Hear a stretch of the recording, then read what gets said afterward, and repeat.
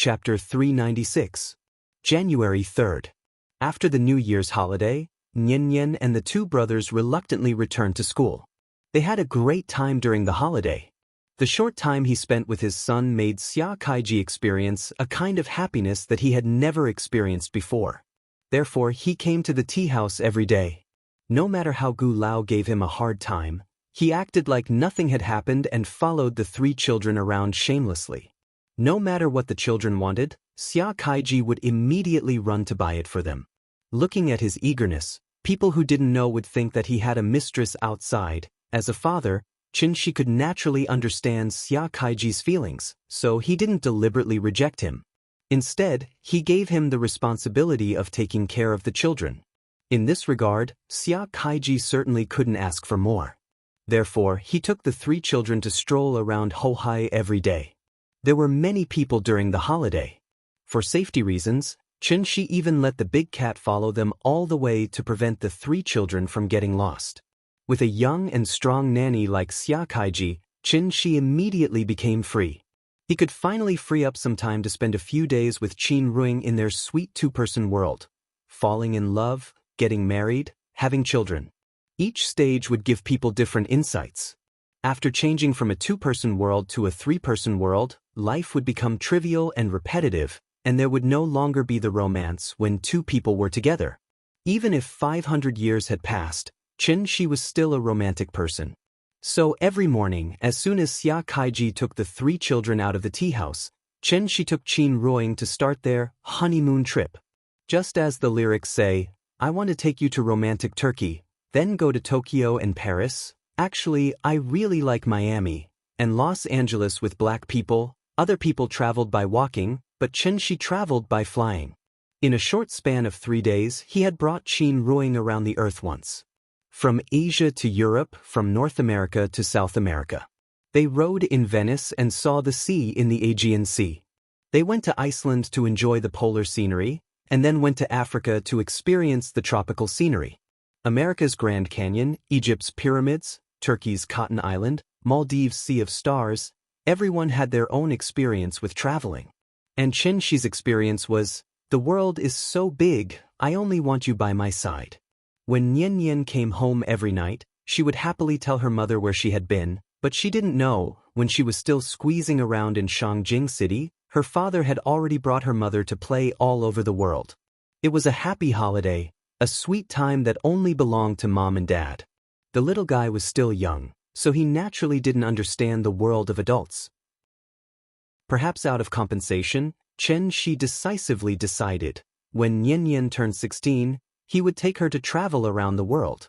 She was a girl after all, so she naturally had to be pampered. The higher one's horizons were, the harder it was for them to be fooled. In this regard, Qin even had a malicious fantasy. When Nian grew up, if a boy chased her and said that he wanted to take her on a trip, Nian would respond with disdain, "Where are we going? The moon? If it's not the moon, then stop, my dad has already taken me to play all over the world." Thinking of this, Qin's mouth couldn't help but reveal a smug smirk. He really wanted to know, under his wise guidance, who could easily trick Nian away from him. "How dare you lie to Nian? I'll break your leg for you." The holiday was over, and the days immediately returned to the usual peace. Qin seemed to be idling around all day with nothing to do, but she was secretly playing a big game of chess. The reason why he suddenly took Qin Ruing on a trip around the world was, on one hand, to enjoy the two of them, and on the other hand, it was completely because of Wushu. As the saying goes, if you don't kill the snake, it will eventually be harmful. After Wushu escaped with serious injuries, Qin did think of looking for him. But in this vast sea of people, where should he go to find him? Wushu was like an injured poisonous snake, hiding in a dark corner of the earth, waiting for an opportunity to strike. The earth was very big. But for cultivators of their level, the earth was still too small. This feeling was like having a poisonous snake at home, but Qin couldn't find it no matter how hard he tried. Qin wasn't afraid of poisonous snakes. But Nian and Ying were afraid. With Wushu's cultivation level, other than Qin, who else could deal with him? It was imperative to get rid of the source of the problem. Therefore, She set up restrictions in most areas of the world. These restrictions were equivalent to radars, each covering a range and sensing the fluctuation of spirit energy in the area at all times. As long as Wushu attacked within the range of the restrictions, Shi would be able to detect his location immediately. Of course, if Wushu didn't attack, Shi wouldn't be able to do anything to him anyway. Let's take it slow, let's see who has more patience. Needless to say, Shi's idea was very good. But he didn't expect this at all. Life always brings unexpected surprises to people. The weather was sunny today. The highest temperature was 6 degrees Celsius. Shi moved a chair to sit in the courtyard, basking in the sun while teaching Qin Ruing his experience of condensing the core. The so-called cultivation naturally couldn't be achieved overnight. Dual cultivation and whatnot, that was something that only evil cultivators would practice. Shi claimed to be a good youth, so naturally, he wouldn't use this method to forcefully raise Qin Ruing's cultivation level. It didn't matter if her aptitude was poor, as long as she cultivated slowly, there would be a day when she would break through. Inging, hold your breath and try to gather your vital essence in your energy center. Actually, the process of condensing the core is like forging iron. Only through repeated tempering and hammering can the impurities in the iron block be beaten out, thus making the treasured sword sharper and sturdier. Shi explained in an easy-to-understand way so that Qin Ruing could understand more easily. After listening to his explanation, Qin Ruing started to try to refine the primordial core in her body according to his method. The difference between the primordial core and the golden core was probably the difference between iron and steel. Only after going through a lot of tempering could iron become hard. After all, after repeated forging, it would become steel. After Qin Ruing entered a meditative state, Shi set up a restriction for her, then sat beside her and observed silently. The situation was not bad. The elixir provided Qin Ruing with enough raw materials, so the only thing she had to do now was to put all these raw materials into a furnace, then burn them repeatedly until the golden core came out. This was a very long process. Shi watched for a while, and after confirming that Qin Ruing did not go astray, he closed his eyes and started his own cultivation. However, not long after Shi closed his eyes, Qin Ruing suddenly stopped. She suddenly opened her eyes, then as if she was feeling a little uncomfortable, she subconsciously reached out and rubbed her forehead. Inging? What's wrong? Are you not feeling well? Shi sensed that something was wrong with her, so he immediately jumped up from his chair and appeared directly beside Qin Ruing, then gently pressed his hand on her back. My head is a little dizzy. Do I have a fever? Qin Ruing rubbed her head, then forced a smile at Shi. What fever? You're already a diviner. How can a diviner fall sick? After saying that, Shi closed his eyes and began to sense if there was a spirit energy tide in some corner of the earth. However, after searching for a while, he did not find any signs of a spirit energy tide. It was as if the entire earth had fallen asleep. It was quiet and peaceful. Shi was a little confused. However, just as he was feeling very confused, Qin Ruing suddenly closed her eyes and fainted beside him. Chapter 397. The moment Qin Ruing fainted, Shi was completely stunned. He subconsciously reached out to support Qin Ruing, but at the same time he looked up at the sky. It was winter at the moment, but the sky in Shangjing City was blue and white, clear and boundless. The warm winter sun emitted a warm golden light. It should have been a leisurely and comfortable afternoon, but a trace of coldness gradually rose from the bottom of his heart. He picked up Qin Ruing by the waist and looked at his lover leaning unconsciously on his shoulder. At this moment, his mind was completely blank. But why exactly? Where did the spirit energy tide appear? Why didn't he notice any abnormalities? She gently placed Qin Ruing on the bed. Then he sat cross-legged next to his lover. Without any hesitation, he directly took out the soul crystal and then used the amplification effect of the soul crystal to greatly enhance the strength of his divine soul. At the same time, the restrictions that Shi had set up all over the world seemed to have been stimulated by something. They suddenly expanded a lot, and the area they covered almost doubled. One after another, The perceptual restrictions were like a big net that covered the sky. The moment the big net opened, Chen Shi's consciousness also spread out. In his perception, the whole world was quiet, so calm that there was not a trace of ripple. Chen Shi did not believe it, so he mobilized his divine soul with all his strength, trying to bring the whole earth into his perception range. However, how big was the earth?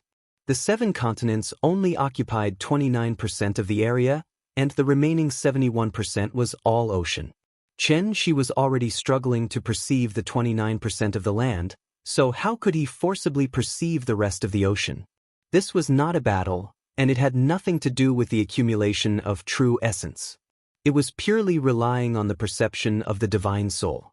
This level of consumption had completely exceeded the limit of what he could bear. Therefore, after holding on for a few minutes, Chen Shi's 7 orifices began to strangely bleed. Fortunately, Nian was not at home at the moment. Otherwise, wouldn't she be frightened by his current appearance? Chen Shi gritted his teeth and persevered for a long time. In the end, because his spirit was unable to bear the burden, he had no choice but to stop this dangerous action. There was no sign of the tide surging, but Qin Ruing still fainted because of dizziness. No matter how slow-witted Chen Shi was, he should have figured out the reason by now. It turned out that he had been looking in the wrong direction. Previously, whenever Qin Ruing felt dizzy, it must be when the tide was surging and the gate of heaven was about to open. This also made Chen Shi fall into a misunderstanding, thinking that Yingying's illness was related to all of this. In fact, the spirit qi tide was a blessing given to cultivators by the heavens. How could it bring bad effects to people? The crux of the problem was not because of the spirit energy tide, but because sky-bearing art, floating dawn mirror. Every time the tide surged, the people behind the heavenly gate would take out the heaven-bearing efficacious floating mirror. Although he was not clear about the true use of this treasure, there was no doubt that, once Tiandu used the sky-bearing art, Xiannu, who was in the lower realm, would definitely be affected. Xiannu. The name sounded good, but in reality, they were just a bunch of pitiful cannon fodder. After thinking through this point, Chen Shi stopped all of his meaningless actions and quietly sat beside Qin Ruing. He quietly looked at his lover's face, hoping that the first thing she saw when she woke up would be him. Unfortunately, Qin Ruing did not wake up. It was as if she was asleep. Her breathing was slightly weak, but the frequency was orderly. Chen Shi waited silently. But this time, Qin Ruing was unconscious for a much longer time than the last time. As the light in the room dimmed bit by bit, it meant that the sun was about to set. Ring, ring, ring. Suddenly, a melodious ringtone sounded. It was Qin Shi's cell phone. At this moment, as if he had just woken up from a dream, he suddenly realized Nian was out of school. As expected, the moment Qin Shi picked up the phone, the little fellow's sweet voice sounded from the other end of the phone. "Daddy, where are you? We're out of school." Daddy was delayed by something. "I'll come pick you up now." "Wait for Daddy for 1 more minute, okay?" "Okay." After hanging up the phone, Chen Shi lowered his head to look at his lover who was still in a deep sleep. After gently kissing her forehead, Chen Shi's figure suddenly disappeared from the room. When he appeared again, he was already outside the school gate. "Daddy! Daddy! Daddy! Daddy is here to pick me up." "Goodbye, teacher."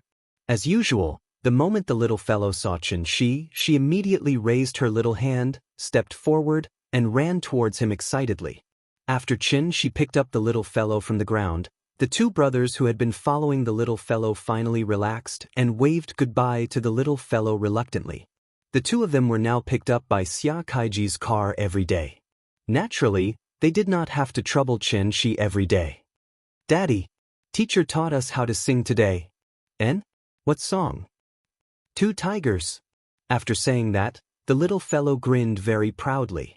If it was in the past, Chen Shi would definitely accompany her to sing all the way home. However, to the little fellow's disappointment, Chen Shi just nodded casually today, and then there was nothing else. Seeing this, the little fellow was obviously a little unhappy. Just as she was about to flare up, the little fellow suddenly seemed to have thought of something, so she immediately shut her little mouth and quietly lay on Chen Shi's shoulder. The teacher said, Everyone has a time when they are in a bad mood, even Daddy and Mommy are no exception. Daddy is in a bad mood today, so I won't disturb Daddy. Nian Nian is very sensible. The father and daughter quickly returned home without saying anything. At this time, the little fellow finally knew why Daddy was in a bad mood. Mommy is sick again.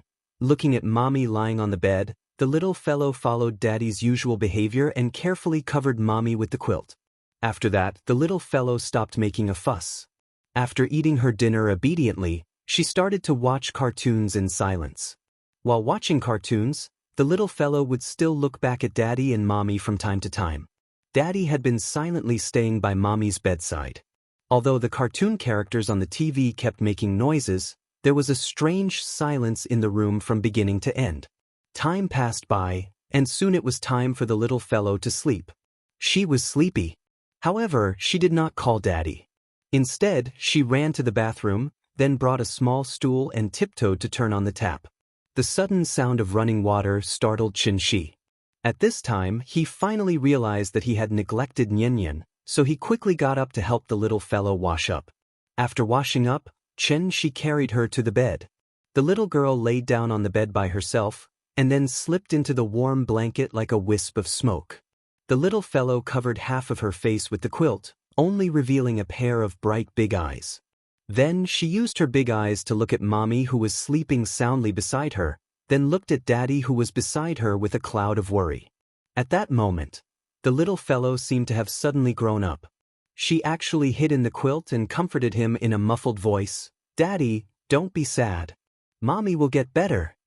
The moment he heard this sentence, Qin Shi's nose twitched, and an indescribable feeling surged in his heart.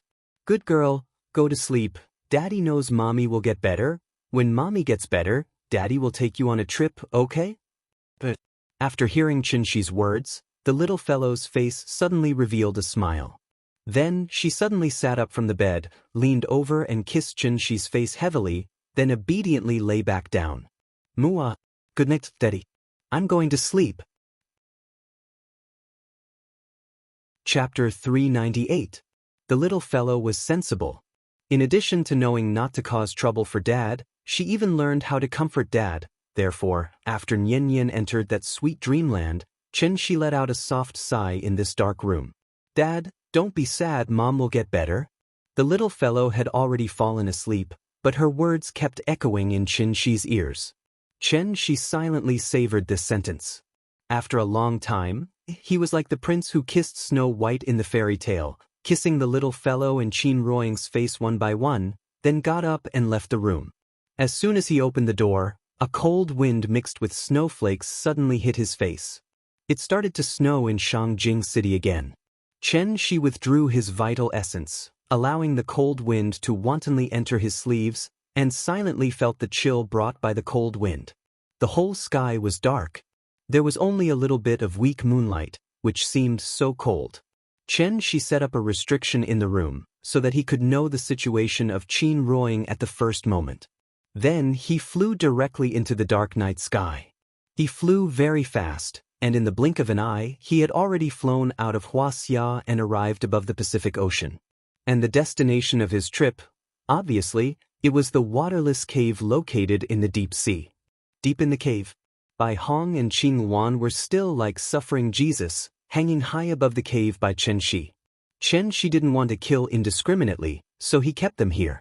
Because of the suppression of the spirit needles and spirit-piercing needles, the injuries of the two people did not get any treatment, but worsened a lot, so they looked very bad.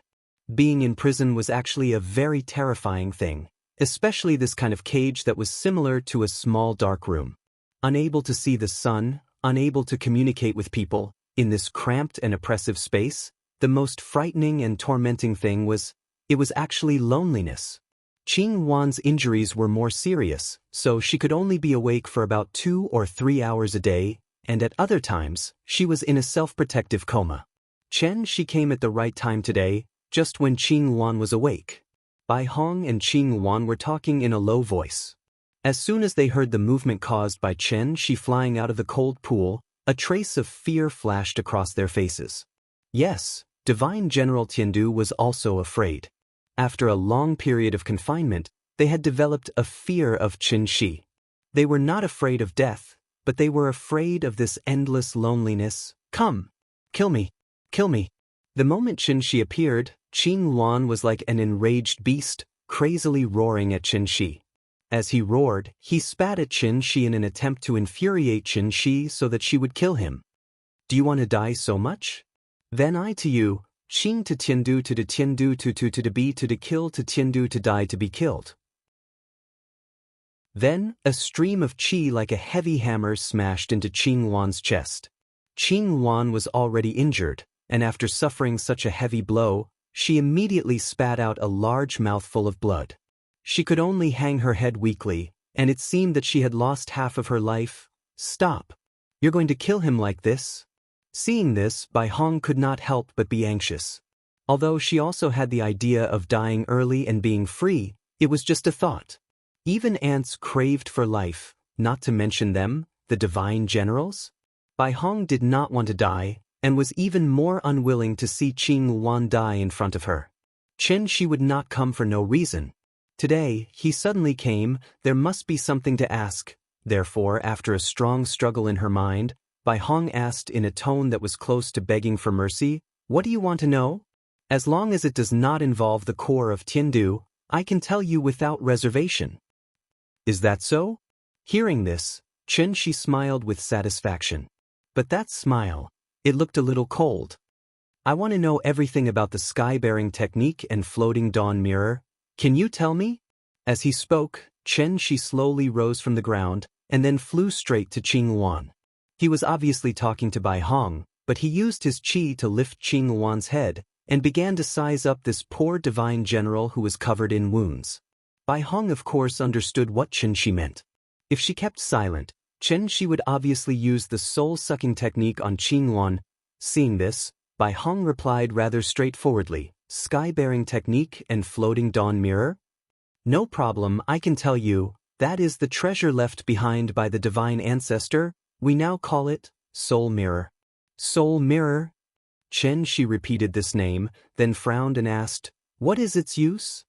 Hearing this, Bai Hong immediately answered honestly, "The 5 great temples and the 13 soul-gathering cauldrons are all related to the soul mirror.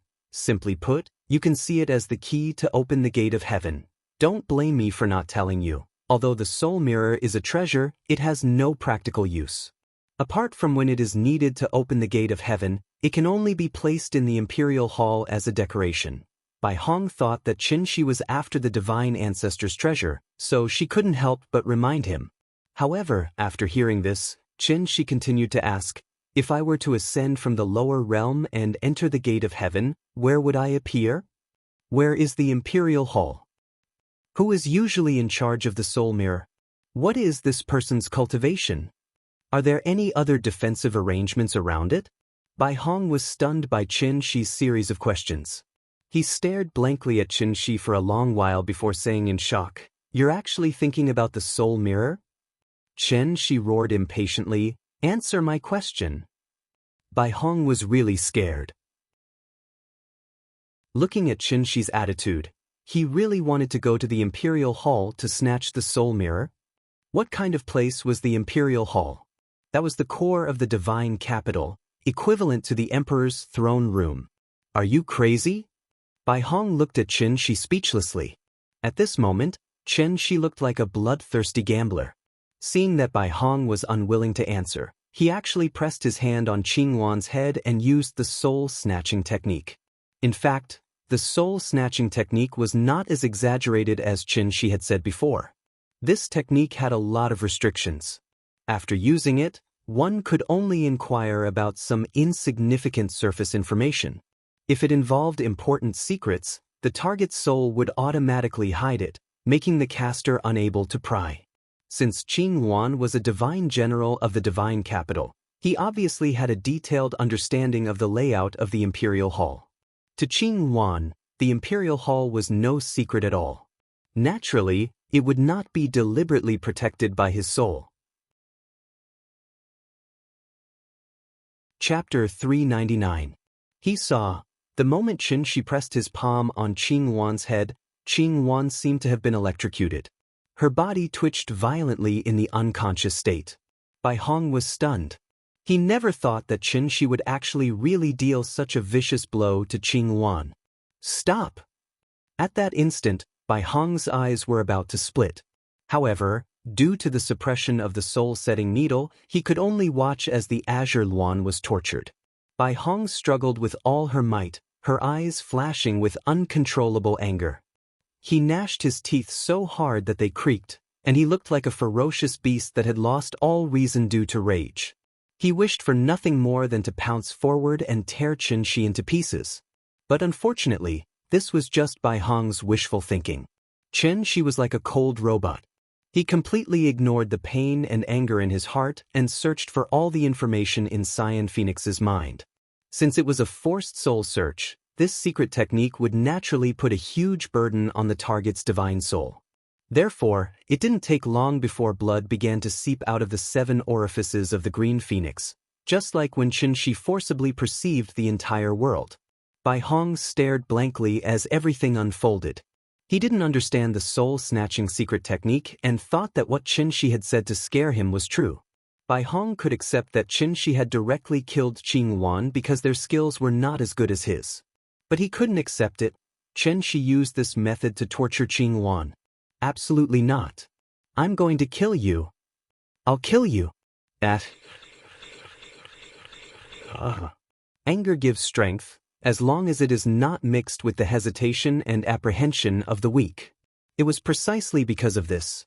Bai Hong, who was already on the verge of death, actually burst out with an extremely strong true essence fluctuation from his body.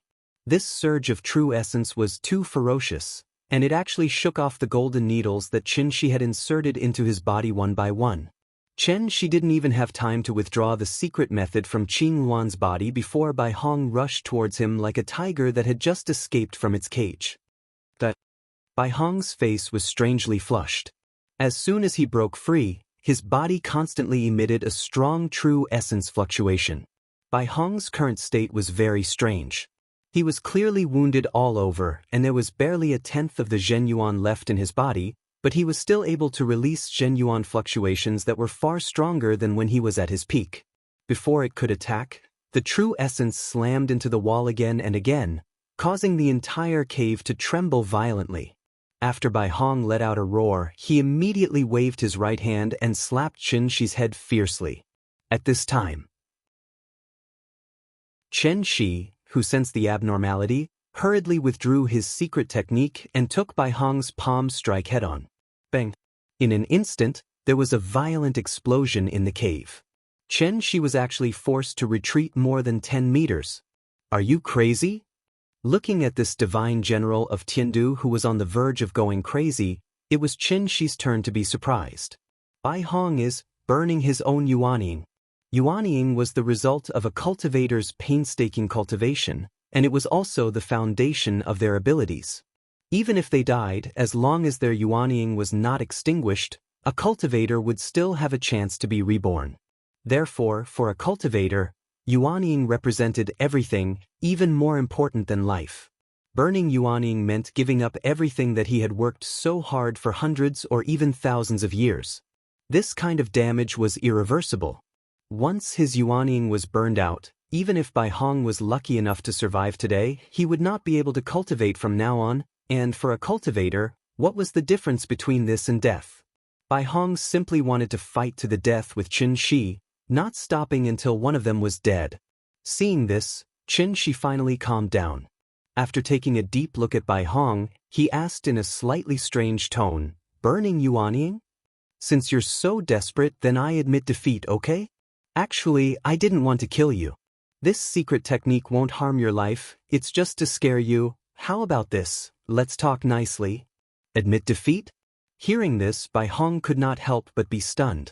But after thinking about it, he thought that Qin Shi was deliberately stalling for time, so he immediately attacked Qin Shi again. Seeing this, Qin Shi uncharacteristically turned around and ran. He had no intention of fighting with Bai Hong at all. Trying to be a hero depended on the situation. Since Bai Hong had already burned his Yuanying, Qin Shi only needed to temporarily avoid the attack. After half an hour, Bai Hong would probably collapse because of his yuaning. Bai Hong clearly knew this, so he wanted to fight to the death with Chen Shi before his yuaning burned out. But what he did not expect was, Chen Shi was running faster than a rabbit at this moment. His cultivation level was much higher than Bai Hong's. Now that he was determined to run, how could Bai Hong easily catch up to him? Thus, the two of them began a game of cat and mouse in the deep sea. Chen Shi was like walking a dog on an electric scooter. From time to time, he would turn around and send a voice transmission to Bai Hong. Calm down, let's talk nicely. If you stop now, you should still be saved. You saw it too. If I'm determined to run, you won't be able to catch me at all. I advise you not to be so stubborn. When the nascent soul is burned up, I will be able to decide whether I want to kill him or not. I see that you're a man. I don't want to take your life, so I advise you. Under Chen Shi's constant persuasion, Bai Hong finally stopped. He could not catch up and he could not beat him. What else could he do? He was also very desperate. The two confronted each other across the trench. After a long while, only then did Bai Hong say in a deep voice, I only have one request. If you agree, you can kill me or cut me up as you wish in the future. If not, I can only fight to the death with you. In this regard, Chen Shi was very magnanimous, so he responded readily, okay, say it. Don't use such despicable means again, or I won't let you go even if I become a ghost. Chen Shi naturally did not take Bai Hong's threat to heart. However, he still gave Bai Hong a definite answer. I can promise you, but there's a condition. You must make a heart demon oath and promise that you won't hide anything from me. You must answer all the questions I ask you in full detail. If you hide anything, you will be swallowed by the oath. Hearing this, Bai Hong did not immediately answer. Instead, his eyes flickered, and no one knew what he was thinking. Of course, Chen Shi knew what he was thinking, so he immediately added, Don't worry, I have no interest in going against Tiandu. The reason why I want the soul mirror is entirely because of my wife. She is the arbiter of fate Xian Nu. So, do you understand?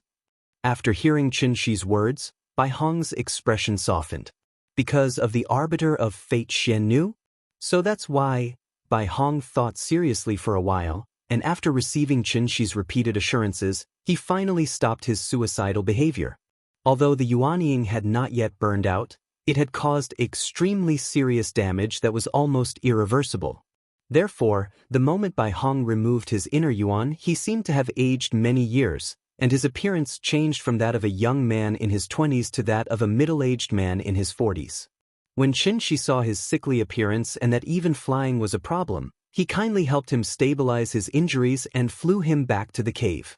On the way back, Bai Hong seemed to have finally figured something out, and he suddenly turned to Chen Shi and said, You have the strength of a celestial venerable. Tiandu shouldn't make an enemy of you for no reason. Since everything you've done is for your wife, I can tell you where the soul mirror is. I only hope that you can keep your promise. Hearing this, Chen Shi was overjoyed and he hurriedly asked, No problem. As long as you can cure my wife, everything is negotiable. If nothing unexpected happens, the soul mirror should still be in my junior brother's hands. Your junior brother? Where is he? Did he come down with you? When we came, junior brother was still cultivating with master. Now that we haven't returned to Tiandu yet, I'm sure master will personally come down to check. When that time comes, junior brother might come with him. Alright, what's your junior brother's name? I'll make a note of it so that I can find him in the future. He's called Wushu. What? Wushu? The moment she heard this name, Chen Shi's entire body felt unwell. Chapter 400. Even if Bai Hong burned his yuanying, he was still no match for Chen Shi.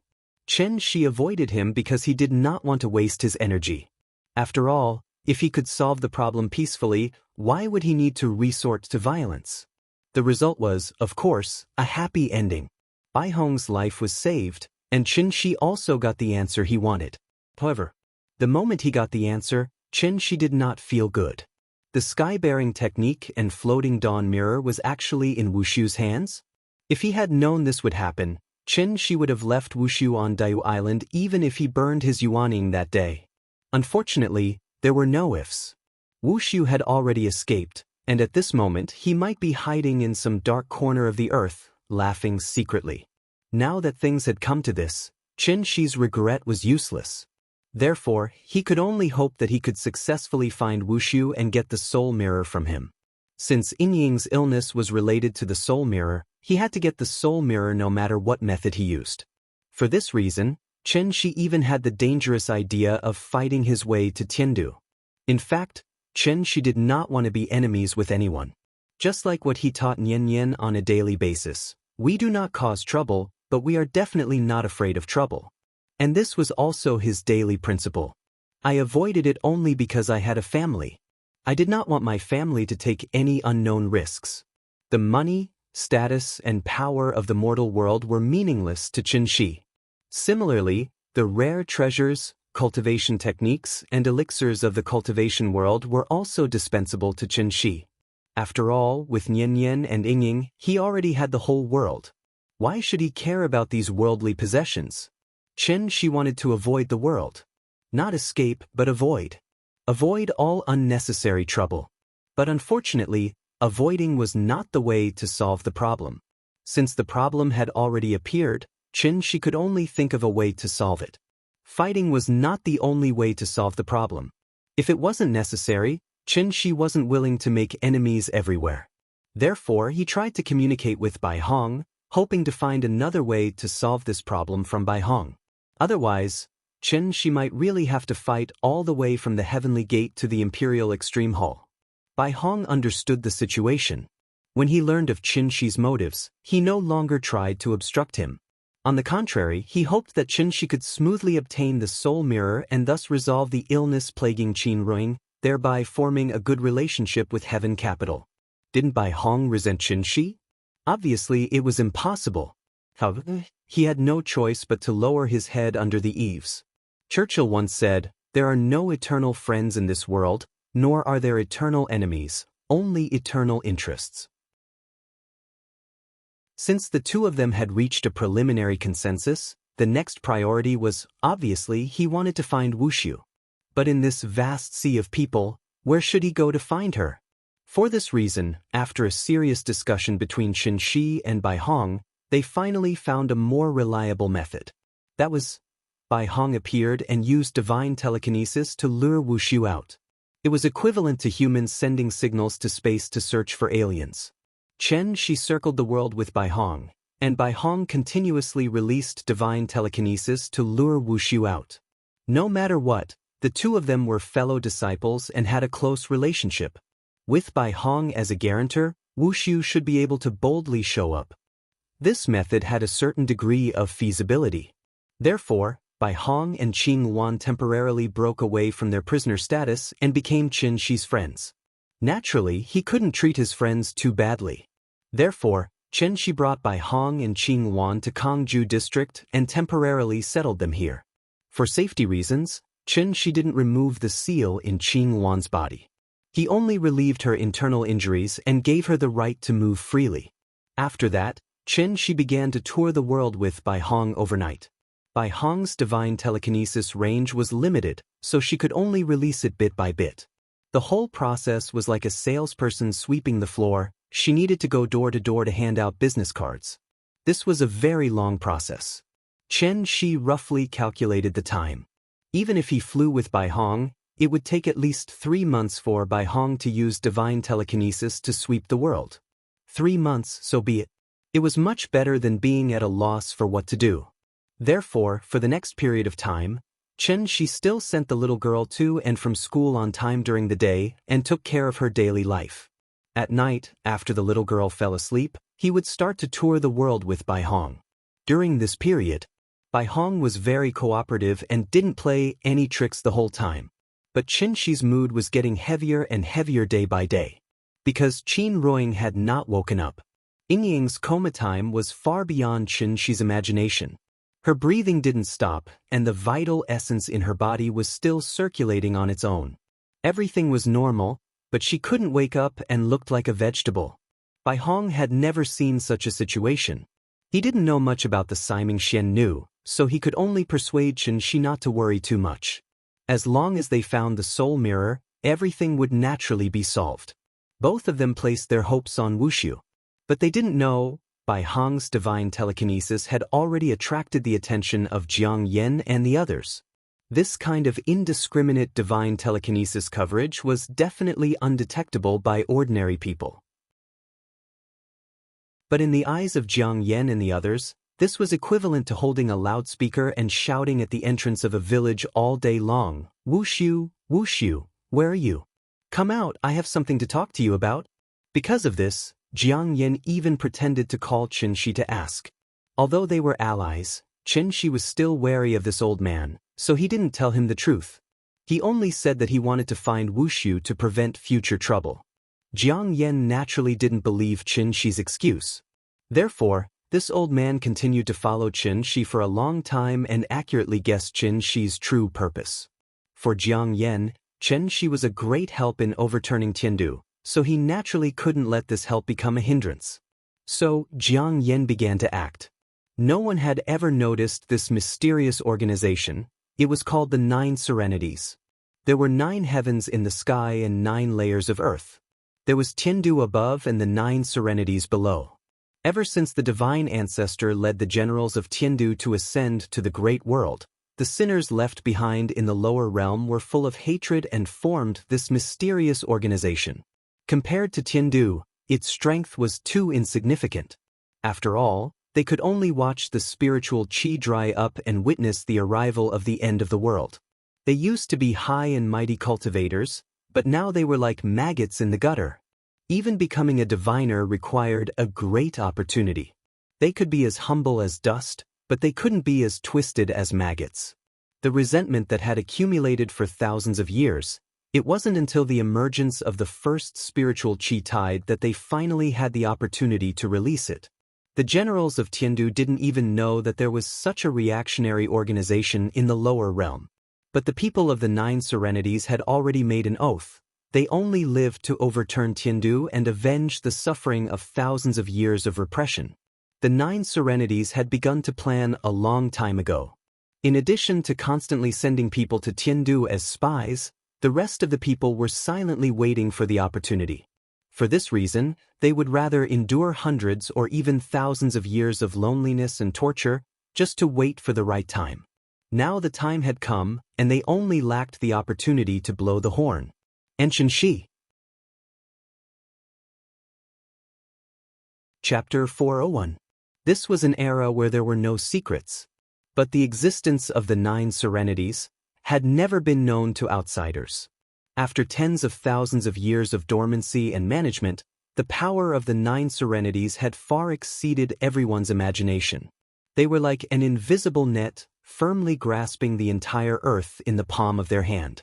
Whether it was the Huaxia or other countries, from the nobles to the lowly peddlers, no one could escape the control of the 9 Serenities. It was a very simple principle. Even the Rothschild family could exist for hundreds of years, let alone a super-large organization composed of immortal cultivators like the 9 Serenities. Zhuangzi once said, "Summer insects cannot speak of ice, and children cannot speak of the sea." For immortal cultivators, fame and fortune in the eyes of mortals were meaningless. The only purpose of their existence was to one day completely overturn Tiandu and establish a new dynasty of their own, the 9 Serenities. As the spiritual energy of heaven and earth declined day by day, the celestial being almost became a threshold for cultivation. But the inheritance of the 9 Serenities was passed down generation after generation. They hid behind the scenes, providing unimaginable help to mortals, and indirectly controlling one dynasty after another in the world. Whether it was the Huaxia Empire in the east or the Roman Empire, the Ottoman Empire, or the Macedonian Empire in the west, the 9 Serenities never interfered with the rise and fall of human dynasties, but they always put down their chess pieces when necessary. After all, compared to the high and mighty Tiandu, the 9 Serenities were too weak. They had to make use of all the resources available to them in order to fight a battle with Tiandu with a great disparity in strength. The winner could have everything. Just like when the Taiqing divine ancestor led everyone to the great world and enjoyed the entire great world alone. The sinners who stayed in the lower realm could only suffer the depletion of spiritual energy and watch their inheritance deteriorate with each generation. That feeling, just like how human civilization degenerated from the universal era to the primitive era, how could the primitive people who stayed on Earth not hold a great grudge against Tindu?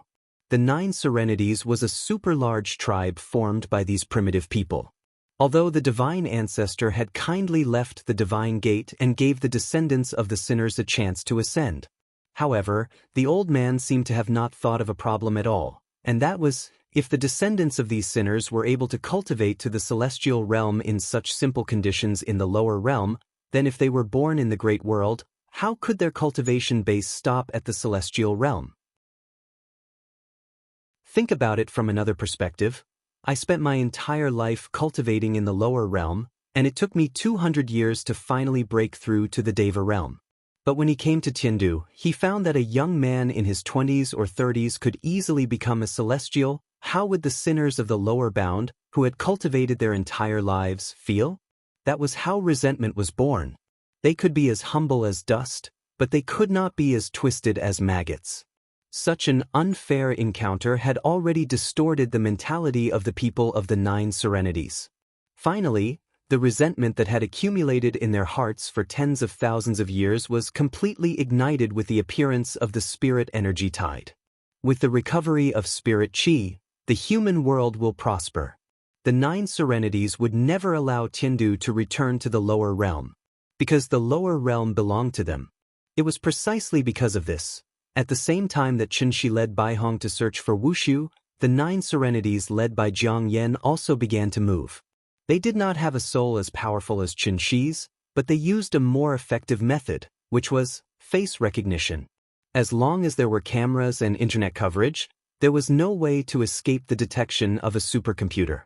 Wushu might not have thought that there would be so many people in the world looking for him. After this period of recuperation, his injuries had more or less healed. However, for safety reasons, Wushu had never left the Arctic Circle. In addition to his daily cultivation and recuperation, this guy would lie on the iceberg, fishing and playing with polar bears. His days were quite comfortable. On this day, January 20th, it had been a full 3 months since they had escaped with the Wushu blood escape. If compared to the time in Tiandu, it was equivalent to 24 months, which was 2 years. Everything was relative, including time. The flow of time in the great world was different from that in the lower realm. 1 year on earth was 8 years in heaven.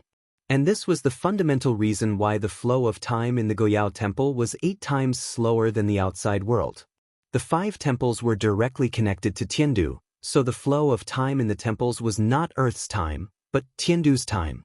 Chen Shi used the Goyao Temple as a cultivation place before, but he did not figure out the key point. In addition, it was also because of the time difference between the two realms that divine generals of Tiandu were generally unwilling to come to the lower realm. Take Wushu for example, he had only been in the lower realm for 3 months, but 2 years had passed in heaven. What did 2 years mean? Divine generals who were about the same cultivation level as Wushu had probably surpassed him by now.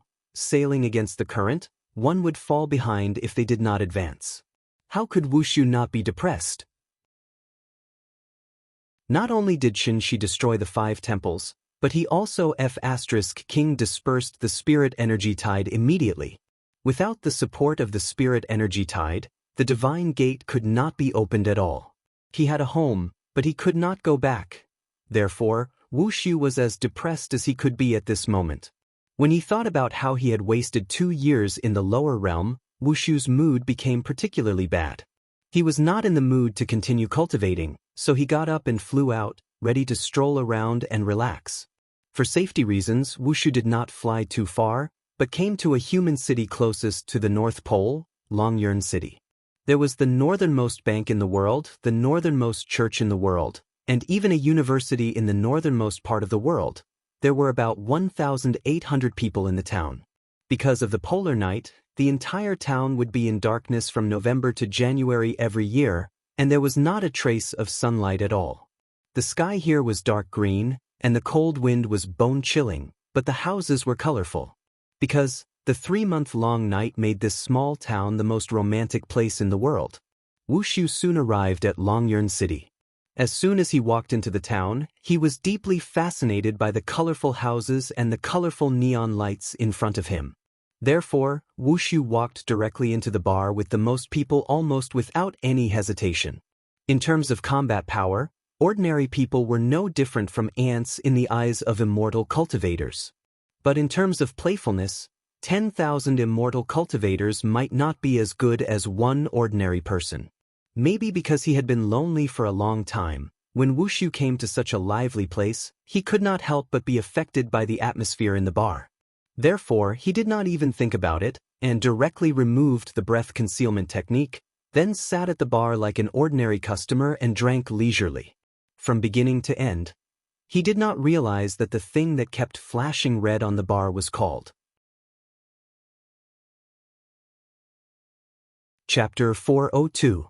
There was no day in Longjirali City, only 24 hours of night. This was a pure land located in the far north, the only city in the world where death was illegal. But today, this pure land was destined to be dyed red with blood. Under the long polar night, Longjirali City was filled with a romantic atmosphere. This was the best time for the town's bar business. The bar music was turned up to the maximum, almost deafening people's ears. Tourists from all over the world were affected by the atmosphere and started to dance crazily on the dance floor. The air was filled with the smell of hormones. A coldly dressed woman mixed in with the crowd of men, laughing and joking. She used flirtatious words to tease the men who couldn't control themselves.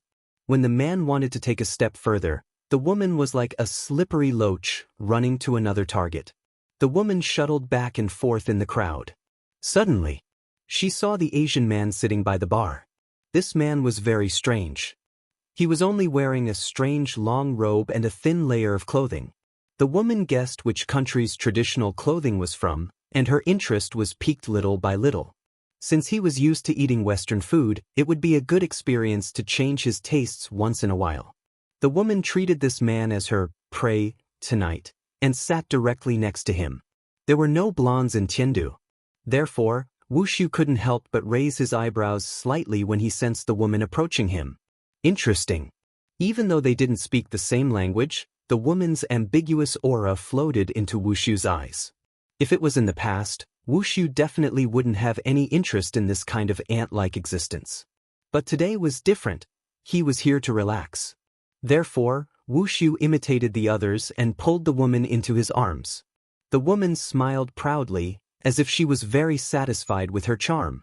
However, just as the woman was about to offer her red lips and have a beautiful encounter with this mysterious Asian man, Wushu's figure mysteriously disappeared from her side. The woman was stunned for a few seconds before she let out a heart-wrenching scream. At the same time, Wushu's figure suddenly appeared above the town. It was snowing heavily outside the house, and the cold wind was bone-chilling. The visibility was less than 10 meters, but Wushu's line of sight was firmly fixed on the southeast direction. There was an extremely powerful Zhen Yuan fluctuation at that location, and Wushu also sensed a trace of hostility from this wave. It was obvious that they were here for him. Seeing this, Wushu did not cower. Instead, he flew towards that direction. This was a huge iceberg that had not melted for 10,000 years. It floated on the Arctic Ocean, moving slowly with the waves. Before Wushu got close, he saw a man standing on the peak of the ice mountain with his hands behind his back. Because they had already fought before, the moment Wushu saw Jiang Yan, he couldn't help but reveal a trace of surprise. This old thief, could it be that he was tired of living and came here to seek death? While thinking, Wushu landed on the ice mountain. At this moment, Jiang Yan slowly turned around and smiled at him. Divine General Wu Su, I haven't seen you in a long time. I've missed you. When Wushu heard this, a trace of disdain appeared on his face. He first looked around and after confirming that Qin Shi was not nearby, he said coldly, I haven't even thought of looking for you, and you're already in a hurry to die? No. Jiang Yan shook his head and smiled. Divine General, you don't know this, but I cherish my life very much. It wasn't easy for me to live for 1,000 years, so how could I give up my life so easily? Wu Xiu did not immediately reply because he had already noticed that something was amiss. Jiang Yan's current state was completely different from last time. Just look at how confident he is. Even if Wu Xiu used his but to think, he knew that if he did not have a certain amount of confidence, Jiang Yan would definitely not come all the way here to die. Wu Xiu was confident, but he was not arrogant. Last time, Wu Xiu was forced to use the blood escape technique by Qin Shi, and he had already suffered a great loss. Therefore, he would not allow himself to fail again. Fighting because of personal feelings was something that only children would do. Therefore, when Wu Xiu saw how confident Jiang Yan was, he immediately wanted to retreat. At this moment, Wu Xiu was very similar to Sima Yi, who was scared off by Zhuge Liang's empty city strategy. Regardless of what Jiang Yan was planning, there was still a long way to go. This debt, he would slowly settle it in the future. After figuring this out, Wu Xiu didn't even say a single word. Instead, he turned into a streak of light and flew toward the horizon. However, at this moment, a golden barrier suddenly appeared in the air. This barrier was like a fishing net, directly trapping Wu Xiu in it. Then, Jiang Yan's sinister laughter sounded again. Divine General Wu Xiu, where are you going? Yuanying was not easy to kill. This was something that all immortal cultivators knew. Unless one's cultivation level was suppressed, if the other party was determined to escape, it was actually very difficult to catch them. This was also the reason why Wu Xiu was able to escape from under Qin Shi's nose. Wu Xiu had already escaped once. Jiang Yan knew that Wu Xiu had the blood escape secret technique, so he went back to the floating mist mountain to prepare. He brought the 9 Serenities' 10,000 years of savings with him just to win the first battle.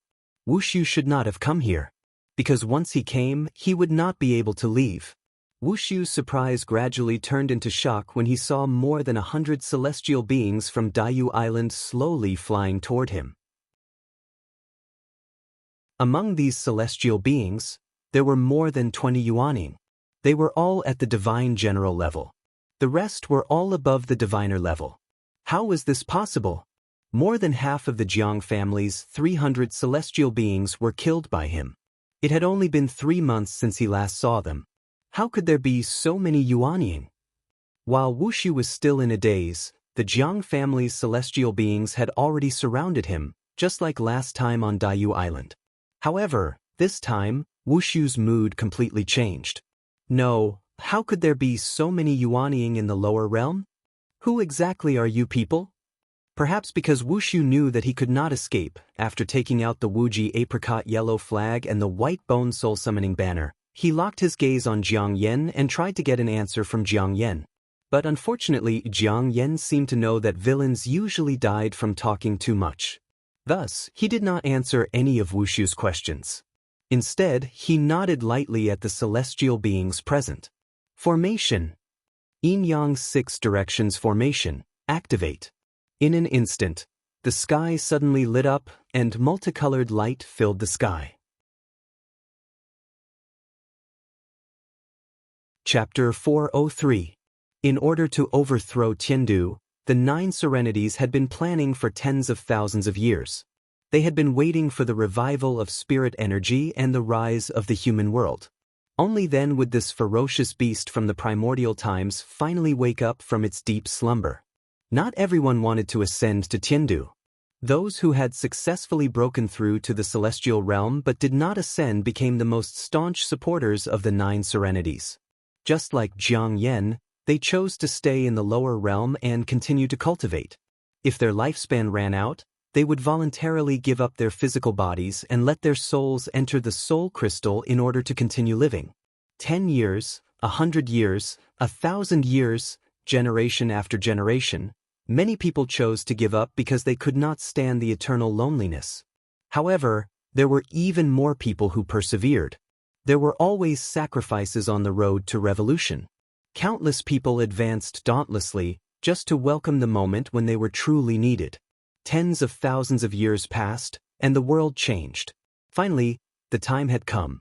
Jiang Yan was not the founder of the 9 Serenities, but he was a core member. If Tiandu was compared to the Qin dynasty, then Jiang Yan was Xiangyu, who raised the banner of righteousness high.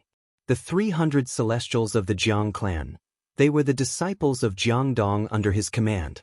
Jiang Yan was indeed a ruthless person. If he was not ruthless, he would not have been able to sit on the throne of the 9 serenities. In order to achieve his lofty goal, Jiang Yan chose to sacrifice his own family, thus creating the 9 serenities. It was precisely because of this that the once glorious Jiang clan of Daiyu Island had now become the arsenal of the 9 serenities, providing the 9 serenities with excellent physical bodies. Although the blood of the Jiang clan still flowed in their bones, their souls had long been replaced by others. Of course, for Tiandu, a mere 20 or so yuanying was naturally nothing. What really frightened Wushu was, Tiandu was unaware of this. For tens of thousands of years, people from the lower realm had constantly ascended to Tiandu. However, after these people ascended, what they saw was not the fairyland they had imagined. Instead, they saw all kinds of injustice. They were like black people who had been smuggled into Huaxia. No one would look them in the eye, and no one would care what they were thinking. Those who are not of our race are bound to have different intentions. Ascenders were constantly discriminated against, ridiculed, and ostracized. No matter how high their cultivation base was, they were just lowly people from the lower realms. Tiandu had never cared about the lowly people of the lower realm. In order to show the spirit of universal love of the divine ancestor, Tiandu had always maintained contact with the 5 places of inheritance so that these sinners could ascend to Tiandu in the future. And this was also the fundamental reason why All Saints Valley was able to use the spirit-gathering formation to forcibly summon divine generals from Heaven Capital when Qin Shi flattened them. Absolutely no one would have thought. The so-called 5 lands of heritage were actually branches of the 9 serenities, but this secret was only known to a few people. Everything was under the control of the 9 serenities, including Qin Shi, the apple that accidentally fell on the chessboard. Since he was on the chessboard, he was a chess piece. It was just that this chess piece was much bigger than the others. From the moment Qin Shi stepped into All Saints Valley, Jiang Yan had already known of Qin Shi's existence. Although he was a variable, he was controllable. This was why Jiang Yan had displayed an almost abnormal enthusiasm for Qin Shi when Qin Shi first set foot on Daiyu Island. It was a pleasure to have a friend from afar. Jiang Yan was guiding Qin Shi, trying to pull Qin Shi to the opposite side of Tiandu. After all, the only advantage the 9 serenities had was probably information. The enemy was in the light while I was in the dark. Jiang Yan did not know why Qin Shi was working so hard to find Wushu. But he knew very well that Wushu was not just a divine general. Wushu, he was actually Yuhuan Tianzuan's only son. If they could successfully kill Wushu, who would face Yuhuan Tianzuan's wrath? It would not be Jiang Yan, nor would it be the 9 serenities. It would be Qin Shi, who had always been at the forefront. Wushu's identity was not a secret. Almost everyone in the great world knew about it. This guy had been outstanding since he was young, but he was mischievous and disliked cultivation. Yuhuan Tianzuan could not do anything about him, so he handed him over to Heavenly Venerable Wondrous Spells, hoping that Heavenly Venerable Wondrous Spells could guide this mischievous second generation back to the right path. But he did not teach his own son. The consequences were, after Wushu grew up, he did not recognize him as his father. No matter the occasion, Wushu would always call him Yuhuan Tianzuan, which almost angered him to death. In fact, from the respect Wushu showed to Heavenly Venerable Wondrous Spells, Wushu was actually quite a sentimental person. The reason why he made Yuhuan Tianzuan angry was probably because he had a special father-son relationship with Yuhuan Tianzuan. Yuhuan Tianzuan probably knew this too. So even though he was usually cold to Wushu, he was secretly very concerned about this son of his. Through Heavenly Venerable Wondrous Spells, he indirectly gave Wushu all kinds of Dharma treasures. This was a very strange father-son relationship. It seemed distant, but it was also very close.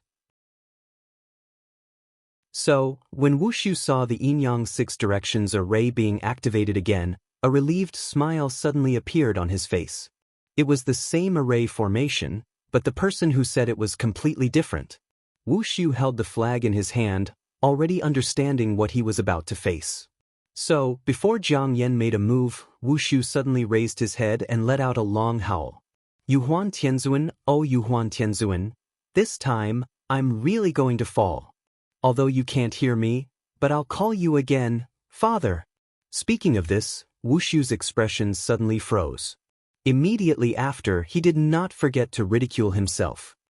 As expected, I'm not used to it after not calling you for a long time, Yuan Tianzuan. Did you hear that? Your son is being bullied. Remember to avenge him. Father. Wu Shu did not say the last word out loud.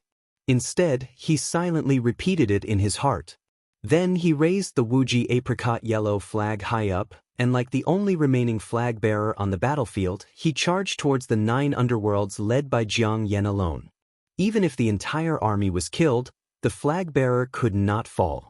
If he fell, it would be a true annihilation. Jiang Yan looked at Wu Shu coldly. Even though Wu Shu was surrounded, Jiang Yan did not let his guard down at all. Instead, he decisively ordered everyone to attack at the same time, not giving Wu Shu any chance of survival in an instant. A bloody light lit up the sky. From afar, it was as beautiful as the sunset. In the end, this piece of pure land in the extreme north was dyed red with blood. Not long after the battle began, Tin Shi, who was patrolling the South Pacific Ocean, suddenly sensed something and looked towards the north. Bai Hong was confused, so she asked curiously, "What's wrong?" "Something's wrong." After that, Qin Shi didn't wait for Bai Hong to respond. Chapter 404. 9 underworlds came out in full force and set up an inescapable net just to kill Wu Shu. Wu Shu was only a Yuanian cultivator. Even with all his treasures, there was no way he could defend against 20 Yuanian cultivators and countless golden core cultivators. Although Wu Shu knew that he had no chance of winning, he did not lose his fighting spirit. Instead, he exploded with a fighting spirit that was far stronger than before. This was the most serious battle he had ever fought in his life. Even a trapped beast would put up a fight, let alone a human. He was a divine general of Tiandu and the only son of Yuhuan Tianzun. He represented Tiandu, so even though he knew that he would die, he had to die with dignity. Therefore, Wu Shu decided to burn his Yuaning. He did not want to run anymore. The scenery at the North Pole was not bad. It would be one of the happiest things in his life to be able to sleep here.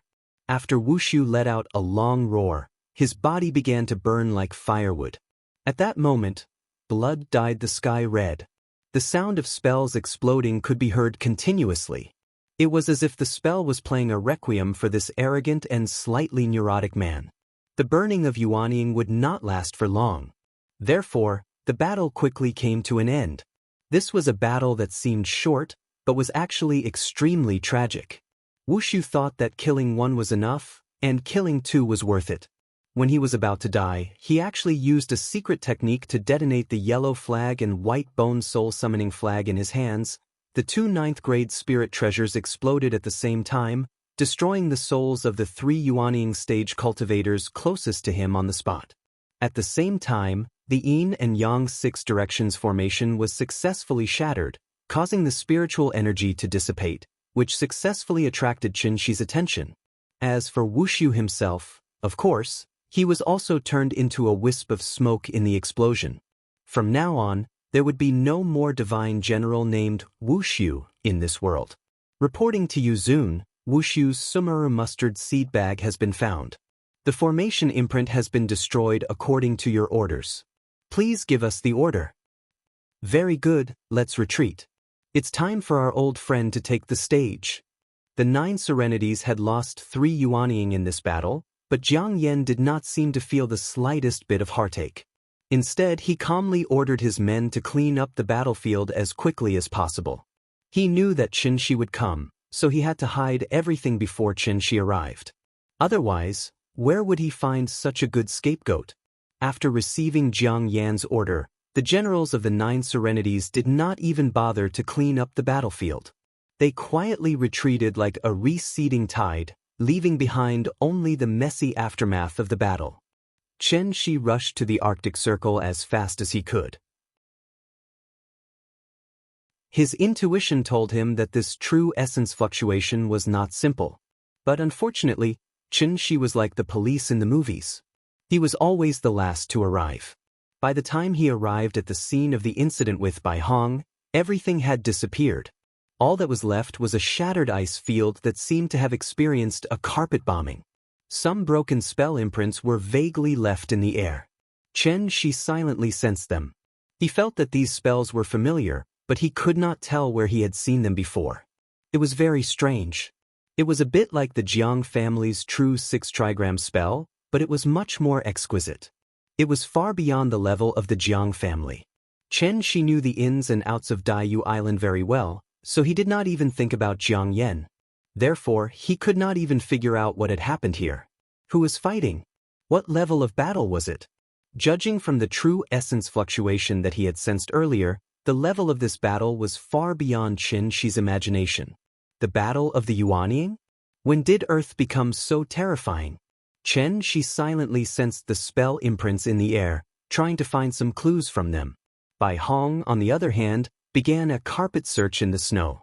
Finally, under a pile of soft snow, Bai Hong successfully found a tattered piece of cloth about the size of a fingernail. This rag was yellow with golden threads embroidered on it. It was obviously not an ordinary item. Bai Hong picked up the tattered piece of cloth and carefully rubbed it in her hand. Immediately after, he seemed to have suddenly thought of something, and even his pupils couldn't help but dilate a lot. This is the Wuji apricot yellow flag? Bai Hong did not dare to believe his guess.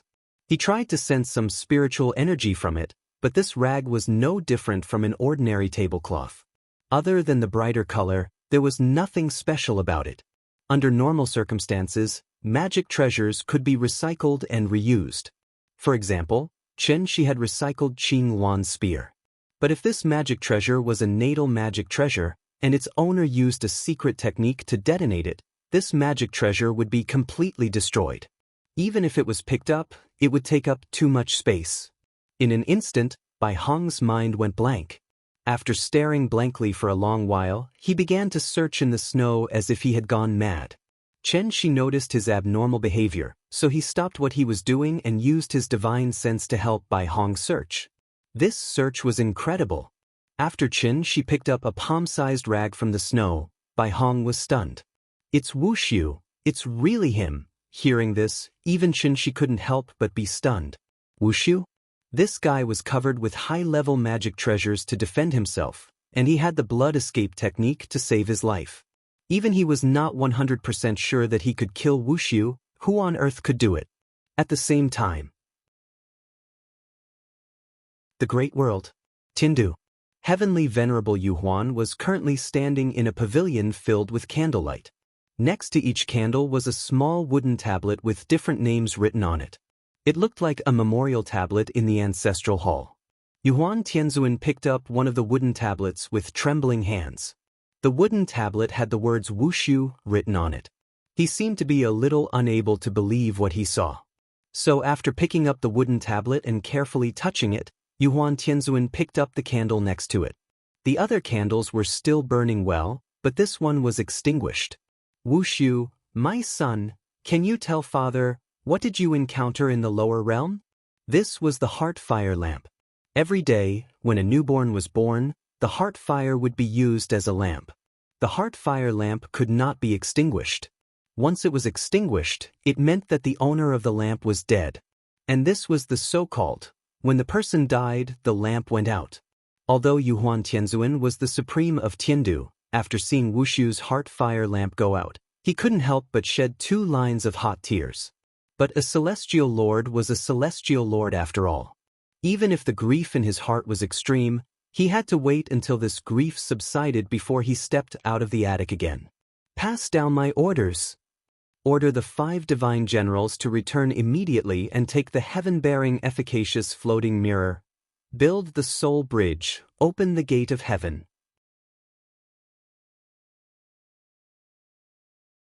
Chapter 405. Following the extinguishment of the heart flame lamp, Yuhuan Tianzuan, in a fit of rage, officially put the opening of the divine gate on the agenda. For a moment, the great world was in a state of panic and trepidation. Under the influence of the 9 underworlds, the seemingly tranquil earth gradually became turbulent and unpredictable, with undercurrents surging. Chen Shi had always wanted to stay out of this, but he did not know that he had already become a chess piece in Jiang Yan's hands. He and Bai Hong searched the Arctic tundra for a long time before they finally had to believe Wu Xiu was most likely dead. Otherwise, how could they explain the destruction of the Wuji apricot yellow flag? If it wasn't a last resort, no one would detonate their life source magic weapon. This was a 9th-grade spiritual treasure. Once combined with the other 4 flags, it could form a treasure comparable to the Tianyan sword. Therefore, Qin Shi really could not understand who on earth could have forced Wu Xiu to such a state. If even Qin Shi could not figure it out, Bai Hong naturally could not figure it out either. Chang Li's death at Qin Shi's hands was pardonable. After all, the 3 of them together were no match for Qin Shi, not to mention Chang Li alone. During this period of time, Qin Shi had been with Bai Hong, so Wu Xiu's murderer was definitely not Qin Shi. But then who could it be? Other than the heavenly venerate, Bai Hong really could not think of anyone else who had such ability. When did the lower realm become so dangerous? Chen Shi and Bai Hong had the same question in their hearts. But the most important question was not this question, but, now that Wu Xiu was dead, where should they go to find the soul mirror? Chen Shi had no choice but to bring Bai Hong back to Shangjing and let him see Qin Ruing, who was still in a coma. Qin Ruing had been in a coma for more than half a month. During this time, she had not woken up. Her pulse and breathing were still normal, so she looked like a vegetable. Chen Shi could not accept this result. Neither could Nian. Therefore, Chen Shi clearly told Bai Hong, if Ying did not wake up, then he could only bring Bai Hong to the Divine Gate personally. Bai Hong followed Chen Shi to the kindergarten to sneak a peek at the cute little fellow and completely believed Chen Shi's words. But unfortunately, Bai Hong was just an ordinary divine general, so his knowledge was limited. Therefore, after seeing Qin Ruing's condition, he could only frown and analyze. After Chang Li went missing, Yuhuan Tianzuan gave the soul mirror to Master so that he could send people to the lower realm at any time. Master loved, of Wu Xiu of Wu Xiu of Wu Xiu Master's Master, Fong of Wu Xiu of Heaven, of Wu Xiu of Heaven of the Divine of Heaven, of Wu's of Heaven. Speaking of this, Bai Hong suddenly stopped, and then put on a thoughtful expression. At this point, Bai Hong already knew that Qin Shi had fought with Wu Xiu and forced him to use the blood escape technique. Therefore, after thinking for a while, he continued, I didn't know that Wu Xiu had already descended. Since you forced Wu Xiu to use the blood escape technique, he must have been severely injured. Wu Xiu couldn't force open the Divine Gate on his own, so he stayed in the lower realm to recuperate. And you just said that your wife has been unconscious for half a month. If that's the case, the soul mirror can't be in Wu Xiu's hands. He must have left the soul mirror in Divine Capital before he descended. Hearing this, Qin Shi was stunned. Wasn't this King nonsense? After going in such a big circle, he still had to enter the Divine Gate to solve the problem? Chen Shi's patience had run out. So without saying a word, he pulled Bai Hong and flew directly to the sky above Shangjing City. Opening the Divine Gate required a spirit energy tide, right? There was no spirit energy tide now, right? At most, he could artificially create a spirit energy tide. Chen Shi had already thought it through. He was not going to Divine Capital to fight, but to reason with them. As long as he could solve Ying's illness, he didn't even mind becoming friends with Divine Capital. A soul formation stage cultivator had taken the initiative to express his goodwill. Presumably, any faction with a brain wouldn't refuse. Bai Hong was shocked by Qin Shi's courage. He was imprisoned by Qin Shi for more than half a year, and he dreamed of returning to Divine Capital. Seeing that Qin Shi took the initiative to take him back, Bai Hong was naturally happy, so he wanted Qin Shi to bring Qing Luan and Xue Xiang along. As long as the 3 of them could return to Divine Capital safely, Bai Hong promised to let bygones be bygones. He was also willing to recommend Qin Shi so that Qin Shi could smoothly obtain the soul mirror. After all, Qin Shi just wanted to borrow the soul mirror, not occupy it permanently, so the heavenly venerables wouldn't be so stingy. The 2 reached a consensus. Then, Qinshi used himself as the eye of the formation and the entire Shangjing city as the formation pattern to forcibly set off a huge spirit energy storm in the sky. A steady stream of spirit energy rushed to the center of the storm. In less than a while, this storm evolved into a turbulent tide of spiritual energy. Taking advantage of the gap between Qinshi's maintenance of the tide, Bai Hong hid at the side and frantically grasped the spirit energy of heaven and earth. Under the nourishment of the spirit energy, Bai Hong's skin gradually became white and rosy, so much so that he looked much younger. Qinshi used his own vital essence to gather the tide. This action was like reaching into a water tank and stirring it, forming a waterspout in the water. The whole process didn't require too much effort, so Qinshi could persist for a long time. But he didn't know the reason. Qinshi maintained it from noon to afternoon. The tide was getting bigger and bigger, but the divine gates still didn't open. Now that Nian was about to finish school, Qinshi hesitated again and finally had to temporarily withdraw his vital essence. Then, he turned to look at Bai Hong and asked, "What's the situation? Why hasn't the divine gate opened?" Hearing this, Bai Hong also looked around in confusion. It didn't make sense. Wushu's life and death were unknown. Didn't Yuhuan Tianzuan send someone down to check the situation? There were two conditions to open the divine gate. One was the appearance of a powerful spirit energy tide in the lower realm, and the other was the heavenly efficate floating mirror. Under normal circumstances, once a spirit energy tide appeared in the lower realm, Tiandu would use the heavenly efficate floating mirror to open the divine gate so that sinners in the lower realm could ascend. Of course, Tiandu would also occasionally send divine generals down to the lower realm to carry out various missions, such as Bai Hong and Wushu. Wushu's identity was extraordinary. How could Yuhuan Tianzuan, as his father, not be worried at all? "I don't know, maybe something happened up there? Why don't we try again tomorrow?" Qinshi was speechless. After glaring fiercely at Bai Hong, he flew back to Shangjing City without a word. Seeing this, Bai Hong hurriedly chased after him and asked, "Hey, where are you going?" "To pick up my child from school." "Why didn't the divine gate open?" That was because Tiandu was using the soul mirror as the core to prepare to build a soul bridge. Wushu's unexpected death made Yuhuan Tianzuan, who had been hesitating, finally make up his mind. Because of this, the heavenly venerables also reached a consensus. So when the soul bridge was completed,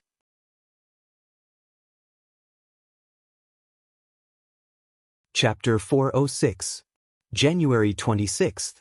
The little girl, who had been in kindergarten for a semester, finally welcomed the first winter break in her life. Before the break, the teacher held a class meeting to remind the parents of the things to pay attention to during the break. At the same time, she gave the children a winter break homework. The winter break homework of the kindergarten was naturally not as exaggerated as that of the middle school.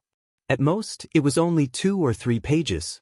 The content was mainly to write numbers from memory, review pinyin, memorize nursery rhymes, and so on. She only hoped that the children would not forget all the things the teacher taught after the winter break.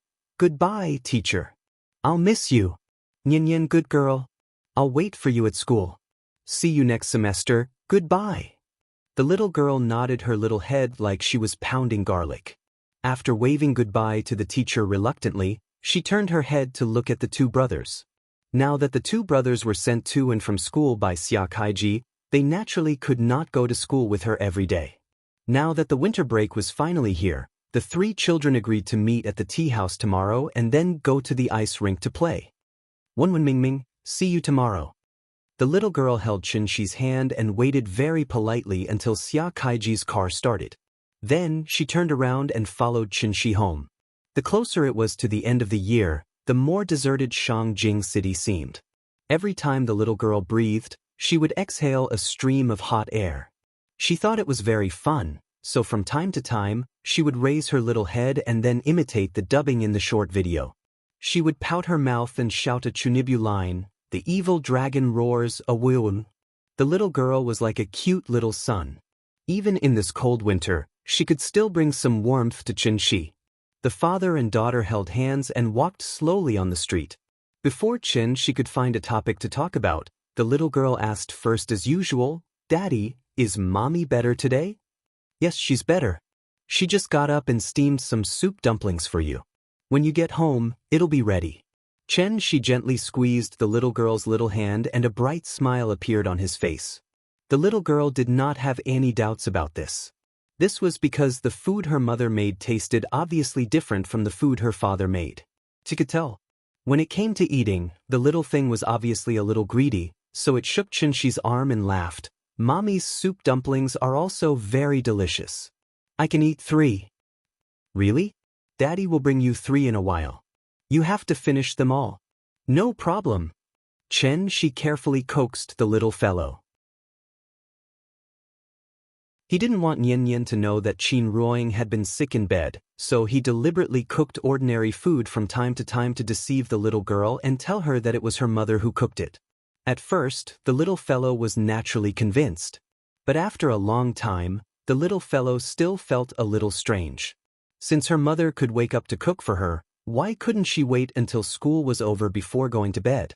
The little guy blinked his big eyes and suddenly realized, "I haven't talked to my mother for a long time." Every time she came home, her mother was sleeping, so she could only watch TV silently. She didn't dare to run around the room because she was afraid of disturbing her mother. Ever since her mother fell ill, the house had become a lot more deserted. It was just that the little fellow was still young, so she didn't understand the true meaning of the word, deserted. "Daddy, when will Mommy get better?" "Soon. The doctor said that Mommy doesn't have any major problems. She just needs to rest for a period of time to recover." Similar conversations kept repeating. The little fellow was distressed because of her mother's illness. How could she not be distressed? He would set off a spirit energy tide in the sky above Shangjing City every day, but he had never seen the divine gate open. Therefore, Chinchi's heart tightened. He just wanted to go to Tiandu to seek a soul mirror to cure Qin Ruoying's illness. Why did the divine gate refuse to open? Did he have to wait for the spirit energy tide to appear naturally? She was very distressed. But this kind of distress couldn't be shown in front of the little fellow. Therefore, he felt as if his heart was being pressed under a big rock, and he almost couldn't breathe. When would these days come to an end? She talked to the little fellow as he secretly pondered. The father and daughter soon returned home. As soon as she entered the door, the little fellow saw Bai Hong walking back and forth in the courtyard, so she took the initiative to wave at him and smiled. "Uncle Bai. Good afternoon. I'm out of school." Hearing this, Bai Hong seemed to have something on her mind. After forcing a smile at the little fellow, she looked at Chin-shi with a face full of apprehension. For the sake of convenience, Chin-shi left Bai Hong in the courtyard for this period of time. With the restriction guarding, he wasn't afraid of Bai Hong stirring up any storms. After all, this guy had just burned his yuanying and was almost a cripple now. Chen-shi and Bai Hong looked at each other, but found that Bai Hong's expression was very strange today. It seemed like he was afraid of something. Why would Bai Hong be afraid? This guy didn't even care about his life. Why would he be afraid? Thinking of this, Chen-shi asked with a puzzled face, "What's wrong with you?" However, after hearing Chen-shi's question, Bai Hong seemed to be agitated and couldn't help but tremble. Then he pointed to the west wing with a panicked face. "West wing?" Chen-shi was stunned. Immediately, he understood what Bai Hong was afraid of. Then, Chen-shi's figure suddenly disappeared from the little fellow's side. When he appeared again, he was already at Qin Ruoying's bedside. In the room, Qin Ruoying was still lying quietly on the bed. She came to her side and wanted to reach out and touch his lover's cheek, but at this moment, his hands suddenly began to tremble uncontrollably. The moment his fingers touched Yingying's cheek, Chen-shi froze. At this moment, time seemed to have frozen. Chen-shi's consciousness was rapidly pulled away, as if his soul had left his body. Even though his lover was close at hand, he felt that he was getting further and further away from Yingying. Finally, Chen-shi's trembling fingertips touched Qin Ruoying's cheek. But where he touched, it was ice cold. In fact, how sensitive were Chen-shi's 5 senses? From the moment he stepped into the room, he realized that Qin Ruoying's breathing had stopped. This news came too suddenly, like a bolt from the blue, and instantly stunned Qin Shi. Ying had stopped breathing? How could it be? He just went to pick up Nian from school. How long had he been delayed? What exactly happened? Bai Hong, tell me.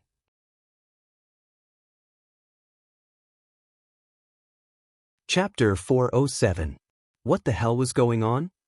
Chen Shi's mind went blank, leaving only this question echoing in his heart. No pulse, no breathing, no heartbeat, even the blood had stopped flowing. In medical terms, death in the absolute sense meant that there was no heartbeat and the brain was dead. At this moment, Qin Ruing completely fit this description. So in terms of scientific theory, she was already dead. And this was what Qin Shi couldn't figure out at all. It wasn't an exaggeration to say, even if the entire human race died, Qin Ruing couldn't die. Not to mention that Qin Ruing's cultivation had already reached the diviner level, and she was immune to all kinds of poisons. Moreover, she had Qin Shi, a high-level immortal cultivator, by her side to take care of her. Her heartbeat had stopped, right? Then let the heart beat again. Her blood had stopped flowing? Then let the blood flow again. Chen Shi tried to use his true essence to forcefully awaken Qin Ruing's body. This method was indeed effective. Qin Ruing's heart began to beat slowly, and her breathing gradually stabilized. But once Chen Shi withdrew his true essence, Qin Ruing's body immediately stopped functioning like a machine that had lost power. Everything was because her soul had dissipated. Qin Ruing didn't condense a golden core, and she didn't have yuanying. The dissipation of her soul meant that she was completely dead, and even a golden immortal wouldn't be able to save her. Ying died just like that? Chen Shi stared blankly at his lover's face. In a trance. He actually remembered the bits and pieces of their past. Since Zhonghai University, the two of them had known each other and loved each other. Although they didn't verbally promise to grow old together, they both hid that promise deep in their hearts. Please take care of me for the rest of my life. Except for Qin Shi's sudden disappearance for 5 years, the two of them hadn't experienced many storms in their relationship. Chen Shi returned from the heavenly Jade Realm after a long and arduous journey. What welcomed him was the precious baby that Ying had left behind for him. Chen. My name is Chen. You can call me Nian. Chen. He was filled with longing. Later on, Chen Shi took Nian to look for Qin Ruing all over the world. When the two met again after 500 years, Ying directly gave him a slap in the face. At the same time, she also said her wish, may you leave for half your life and return as a young man. How could there be no twists and turns in life? However, from the moment the family of 3 reunited, all the hardships Qin Shi had experienced had turned into dust, swept into the garbage heap by him. Chen Shi had no attachment to the past because the future was right beside him. Undying love was not something that could be proven by martyrdom. A heart full of love was not something that could only be heard when it was always on the tip of the tongue. The highest level of love. Actually, it was just that old saying, holding your hand, growing old with you. That was all. If you win, I am willing to accompany you to rule the world. If you lose, I am willing to accompany you to make a comeback. When I rule the world, I will spread 10 miles of red dowry. I am willing to use 10 miles of red dowry as a gift, and I am willing to use the world as a betrothal gift. Are you willing to rule the world and spend the rest of your life with me?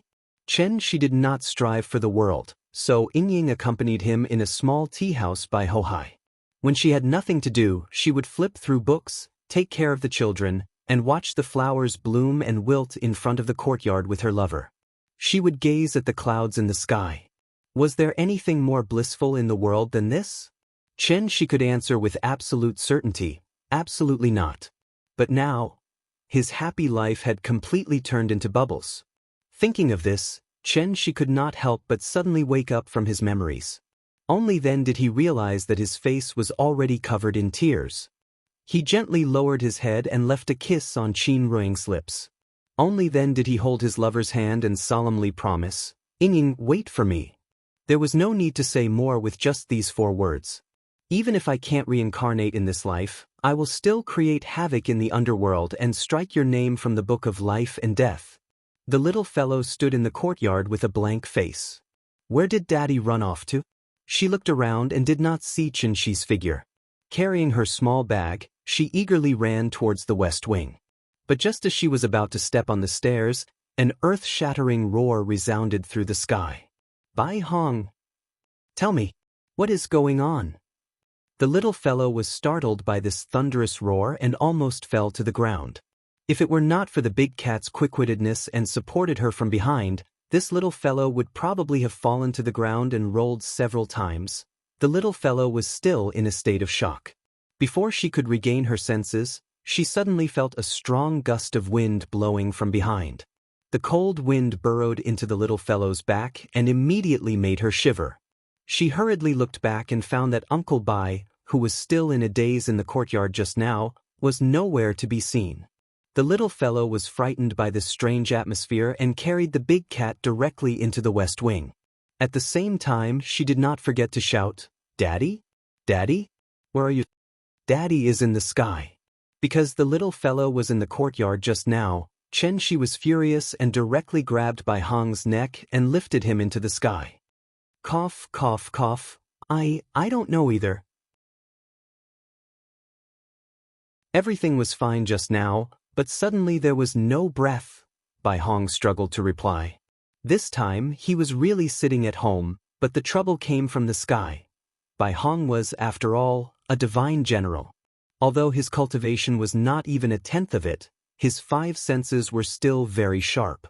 Just now, he was meditating in the room to heal his wounds when he suddenly discovered that there was no breath in the west wing. He wanted to go in to check on the situation, but was blocked by the restrictions set up by Qinshi, so he could only wait in the courtyard for Qinshi to return. It was fine if Qinshi did not come back. But this time, he had almost lost his life. In reality, Qinshi also knew that this matter had nothing to do with Bai Hong. He even guessed that this definitely had something to do with the spirit mirror.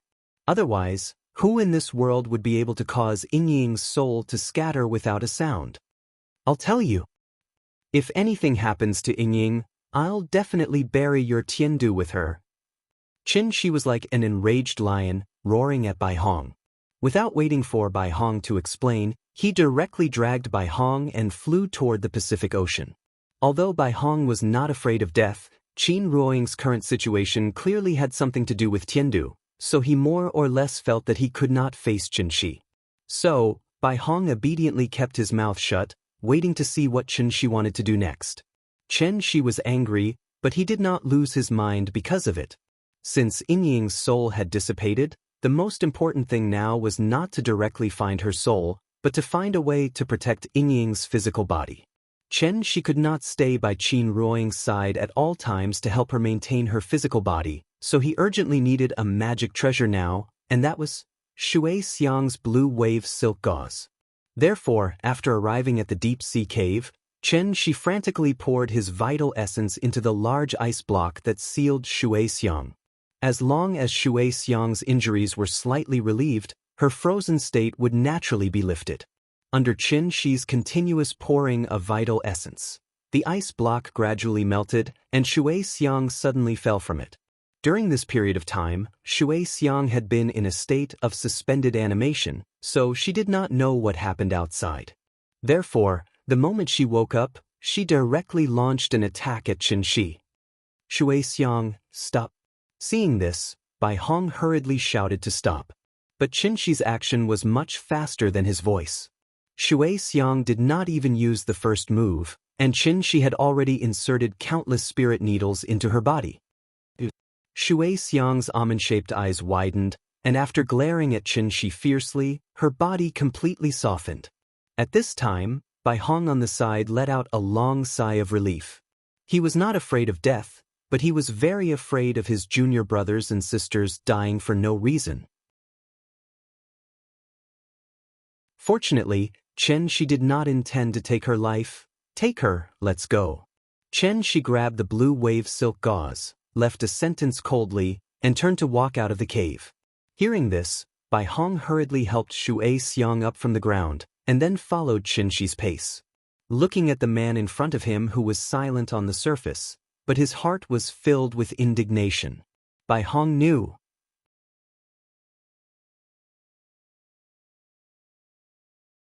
Chapter 408. After leaving the cave in the deep sea, Chen Shi did not rush back to Shangjing immediately. Instead, he flew to Daiyu Island. He had no choice. After all, Bai Hong did not know anything about it. Furthermore, the Divine Gate had not opened for a long time. Even if Qin Shi wanted to go to Heaven Capital, there was no way in. Therefore, he could only pin his hopes on Jiang Yan. He wanted to see if he could find a better solution from Jiang Yan. Therefore, Qin Shi led Bai Hong and Shui Xiang straight to Daiyu Island. As soon as they got close to Daiyu Island, Chen Shi suddenly realized that Daiyu Island's mountain guarding formation had become stronger. Previously, this heavenly dipper array was simply dispensable. Even Wushu could easily break it, let alone him. After not being here for a while, this formation had been strengthened by 3 layers inside and 3 layers outside. Even if Qin Shi wanted to break the formation, he would have to spend a long time outside. Seeing this, Chen Shi suddenly had a guess in her heart. Jiang Yan was probably afraid of Wushu. That was why he strengthened the mountain guarding formation to prevent the same tragedy from happening again. Out of politeness, Chen Shi did not choose to break the formation by force. Instead, he waited patiently outside. He did not have to wait for long before the formation slowly opened. "Ha, Mr. Chen, how have you been? I wonder why you've come all the way to Daiyu Island today?" Before Jiang Yan even arrived, the enthusiastic greeting rang through the air above Daiyu Island. Hearing this, Chen Shi smiled and replied, "I'm sorry for coming uninvited." No, I haven't seen you for a few days. I really miss your elegance. Please follow me into the house for a chat, Mr. Chen." A white light flashed and Jiang Yan appeared in front of Chen Shi. Seeing his warm and welcoming face, Chen Shi smiled and greeted him politely. At this time, Jiang Yan's gaze landed on Bai Hong and Shui Xiang. Who are these two? Chen Shi knew that Jiang Yan had a grudge against Tiandu, so he deliberately concealed it. "They're my friends. They came with me to visit Daiyu Island." "Oh, so that's how it is. Please come in." Jiang Yan laughed and made an inviting gesture to the 3 of them, then he took the lead to fly to serene Afterglow Peak. Chen Shi thought that he had deceived Jiang Yan, but he did not know that Jiang Yan had already known everything about Tiandu. With just a glance, he had already determined the identities of Bai Hong and Shui Xiang. However, with this old fox's shrewdness, how could he be easily seen through by Chen Shi when he was caught off guard? Therefore, the old man pretended that he didn't see anything and led the way. Chen Shi followed behind Jiang Yan. In the process of flying to serene Afterglow Peak, he suddenly realized that the atmosphere of Daiyu Island was very different from before. Previously, Daiyu Island was like a paradise. The Jiang clan lived a simple life where they worked at sunrise and rested at sunset. If they wanted to cultivate, the clan would provide cultivation methods. If they were not interested in cultivation, the clan would not force them.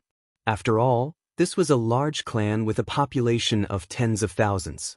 The clan leader could not possibly require everyone to cultivate.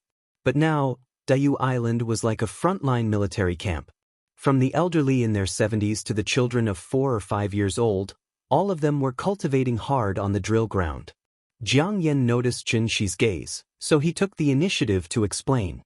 The previous battle caused the Jiang clan to suffer heavy losses. The Jiang clan originally wanted to stand aloof from worldly affairs, but Tiandu was so aggressive. How can any egg remain intact when the nest is overturned? The clan members' fighting spirit has been aroused because of this. Speaking of which, it can be considered a good thing. Hearing this, Qin Shi nodded. He did not think too much about it. He was even considering whether to inform Jiang Yan of the news of Wushu's death. In fact, one could not blame Qin Shi for being fooled by Jiang Yan. After all, he could not read minds. Jiang Yan didn't show the slightest bit of hostility towards Qin Shi, not even a little bit. Jiang Yan kept showing goodwill to Qin Shi, from his words to his actions. For example, the Adumbra flower. If not for Jiang Yan's free supply, Qin Ruoying would not have been able to ascend to the diviner level. In the end, Chen Shi still owed Jiang Yan a favor. Jiang Yan led Qin Shi to the Jiang clan's ancestral hall. This place was where the ancestors were worshipped. At the same time, it was also where the Jiang clan received important guests. Previously, Jiang Yuankui was in charge of the ancestral hall. Now that Jiang Yan had come out of seclusion, Jiang Yuankui naturally stepped down as the clan leader.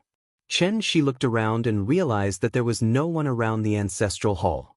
He did not know if it was an illusion. Chen Shi felt that the atmosphere on Daiyu Island was a little strange. However, he could not pinpoint exactly what was strange about it. After all, in order to prevent Chen Shi from sensing that something was amiss, the possessed Jiang clan members had all retreated to the pavilion in the middle of the lake. Only Jiang Yan was left to receive him. Seeing that Chen Shi was constantly looking around, Jiang Yan did not wait for him to speak. He directly asked, "Mr. Chen, you came to the island this time because of the Arbiter of Fate Xian Nu, right?" As soon as he said that, Chen Shi's attention was immediately drawn back. He quickly asked, "Sir, do you know something?" "Actually, long before you came to the island, I already predicted that you would come to Daiyu Island today." At this point, Jiang Yan deliberately paused. Then he sighed and said, "The Arbiter of Fate Xian Nu is truly pitiful. Actually, I already received the news just now. Not only your wife, but also the other Arbiter of Fate Xian Nu who are still alive. Even the Arbiter of Fate Xian Nu who is over 30 years old and has already stepped down. At the same time, their souls have been scattered." As soon as he finished speaking, Jiang Yan stole a glance at Chen Shi. However, he saw that Chen Shi's face was terrifyingly gloomy. It was as if water was about to drip out of it. Seeing that, Jiang Yan could not help but feel secretly happy. Seeing that Chen Shi did not seem to understand the reason behind this, Jiang Yan pretended to sigh deeply. Then he turned around and walked to the back of the ancestral hall. He took out an ancient book. This is the record of the divine gate that the Jiang family's ancestors wrote. Originally, it was not supposed to be read by an outsider. However, this concerns your wife, so I'll make an exception this time. "Sir, please read it yourself." Jiang Yan directly handed the ancient book to Chen Shi. After that, Chen Shi began to read 10 lines at a time. The first half of the ancient book was about how the Jiang family became a sinner. Chen Shi was not interested in this at all, so he directly flipped to the back. When it came to the Tai Ching's sacred ancestor, he began to read word by word seriously. As for the origin of the divine gate, Chen Shi had already learned more or less from Jiang Yan and Bai Hong. The ancient book only made further additions. However, these were not important. There was only one important thing in Chen Shi's eyes, and that was the Arbiter of Fate Xian Nu. The reason why the Jiang family did not have the Arbiter of Fate Xian Nu was actually because of this ancient book. Perhaps it was because the Jiang family's ancestors and the Tai Ching's sacred ancestor were enemies, so the ancient book unceremoniously pointed out that the Arbiter of Fate Xian Nu was a backup plan left by the Tai Ching's sacred ancestor for Tiandu. Back then, the sacred ancestor sacrificed Xian Nu's soul to lead the ancient immortal cultivators to the Great World. However, the Great World was only a small plane, far inferior to the large plane that Earth itself was in. Therefore, the sacred ancestor promised, as long as the descendants of sinners reached the celestial realm, they could ascend to the Great World. The purpose was to let the sinners of the lower realm provide an endless supply of Arbiter of Fate Xian Nu for Tiandu. As long as the Arbiter of Fate Xian Nu was not cut off, then the ancient immortal cultivators could once again build a soul bridge and return to Earth. This had to be mentioned. Only when the tide surged could Tiandu use the soul mirror to open the divine gate, allowing the celestials to ascend. This gate relied purely on the power of the tide to open, so only a few people could enter at a time. The higher the cultivation of the person who passed through the gate, the more difficult it would be to pass through the gate. It was like a giant trying to force his way into a dwarf's house. His huge body would naturally be stuck in the doorframe. Unless the giant comprehended the true meaning of the word void, he would be able to open a new gate on his own. Otherwise, he could only obediently wait outside the gate. The reason why heavenly venerable wondrous spells could come to the lower realm was entirely because of the cultivation technique he practiced. He could pass through the divine gate with his clone, so he could bring Wushu to the lower realm to check out the situation. Chen Shi quickly finished reading the contents of the ancient book. However, after reading it, his brows furrowed tightly. If that's the case, Yin Ying's soul didn't dissipate for no reason, but was forcibly taken away by the soul mirror? Using the soul mirror to take away Xian Nu's soul and build a soul bridge that can allow millions of people to cross the two realms at the same time. In other words,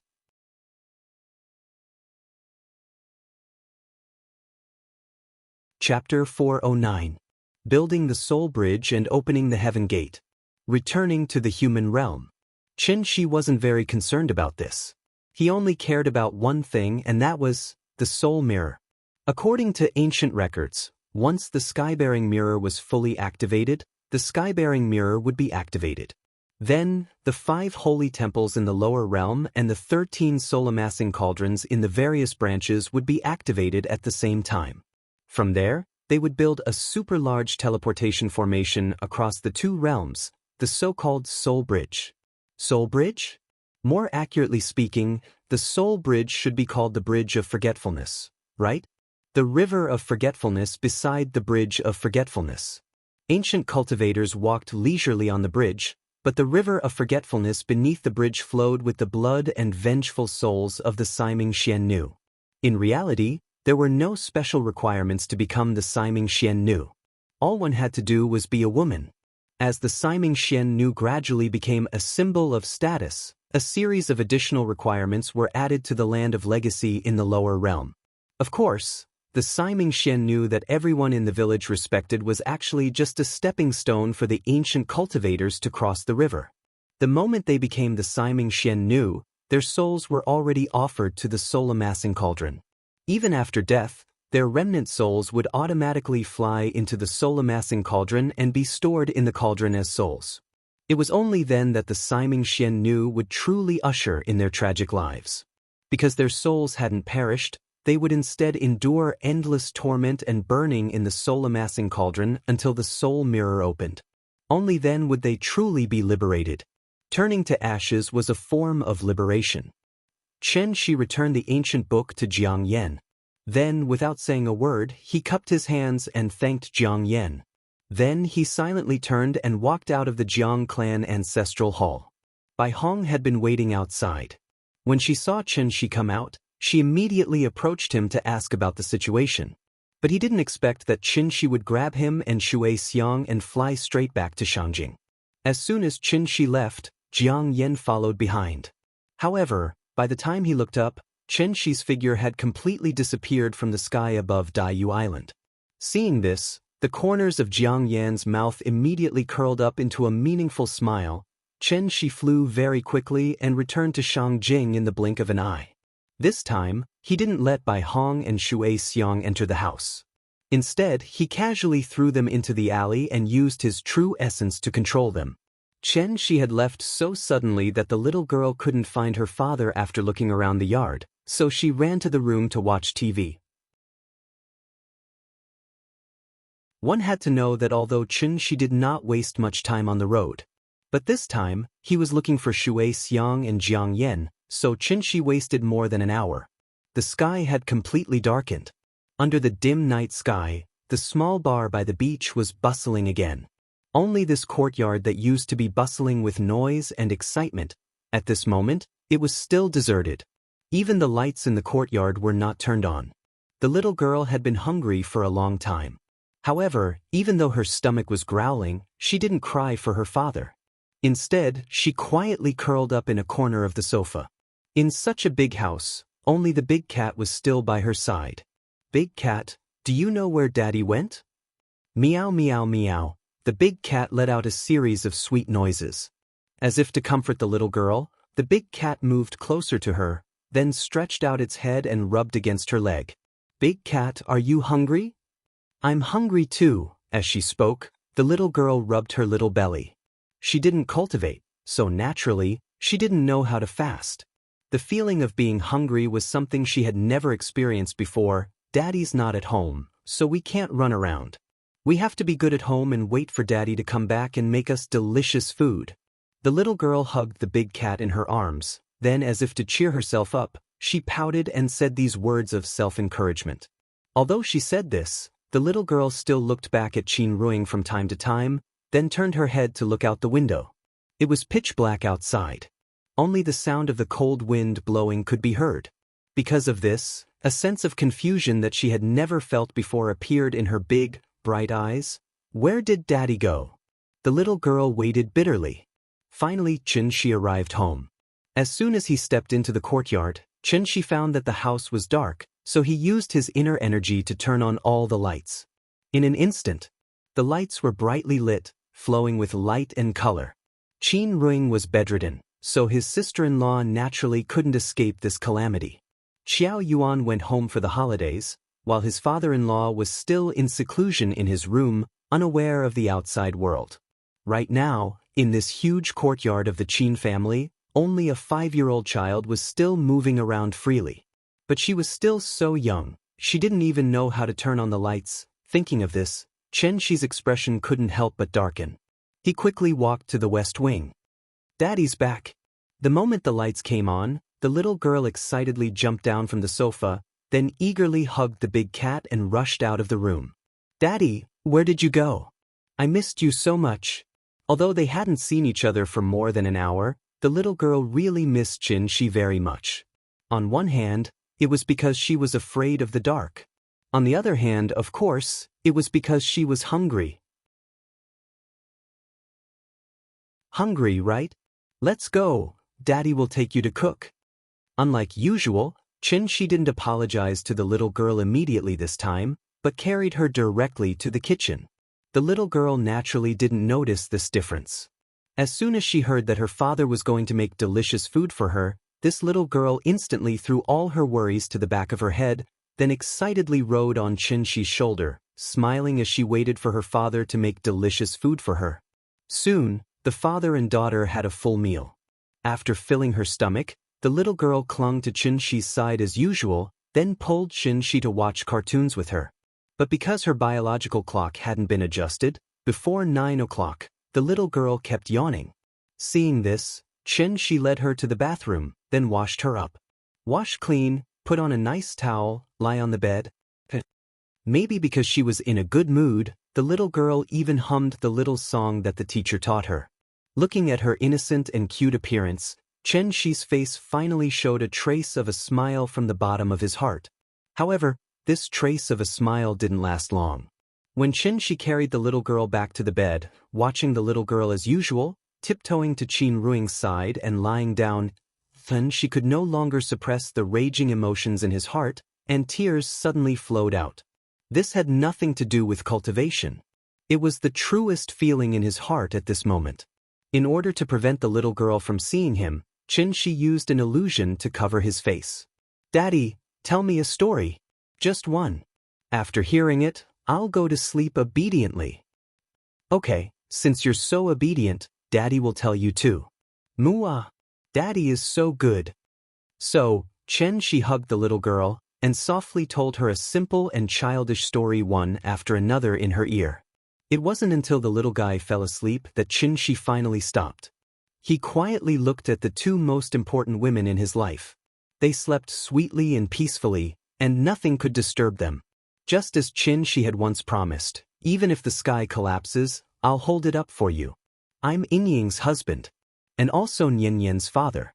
For Yingying, he couldn't let Tiandu build a soul bridge, because the moment the soul bridge was formed, Yingying's soul would scatter. So he had to dare to go to Tiandu before the soul bridge was built to ask for an explanation for his lover. But if he went, he didn't know when he would come back, because he wasn't completely sure.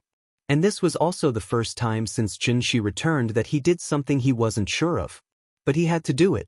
Qin wouldn't leave quietly, so he had to accompany Nianyan for a night, and tell her everything tomorrow. In order to save Mommy, Daddy had to leave temporarily for a while. Nianyan, wait for me. Daddy will definitely come back. Hey, in order to prevent the big shots from exploding mentally, let's give them a heads up.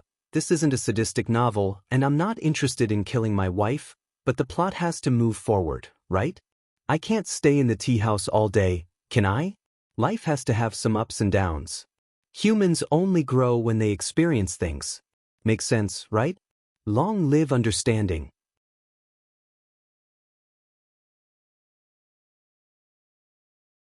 Chapter 410. The next morning, when the little fellow slowly woke up from her sleep, the sun was already high in the sky. Because of the orientation of the room, the sunlight shone directly on her face through the window, immediately making her little face bright red. The little fellow rubbed her eyes and then sat up from the bed with great effort. After habitually calling out, "Daddy," she then lowered her head to look at Qin Ruing. "Good morning, Mommy." The little fellow greeted her mother sweetly, but Qin Ruing still did not respond.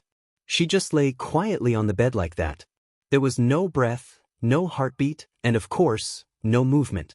If one looked at it from a secular perspective, this child actually slept with her mother's corpse every day.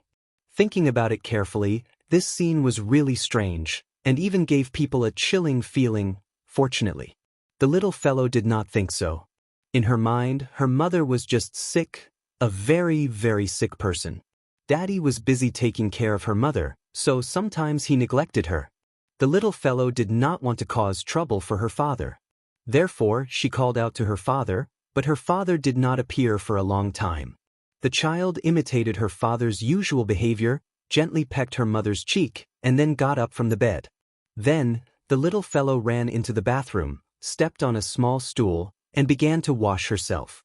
Brushing her teeth was too troublesome, so the little fellow directly skipped this process. She took a towel and wiped her face carelessly, and the washing was done.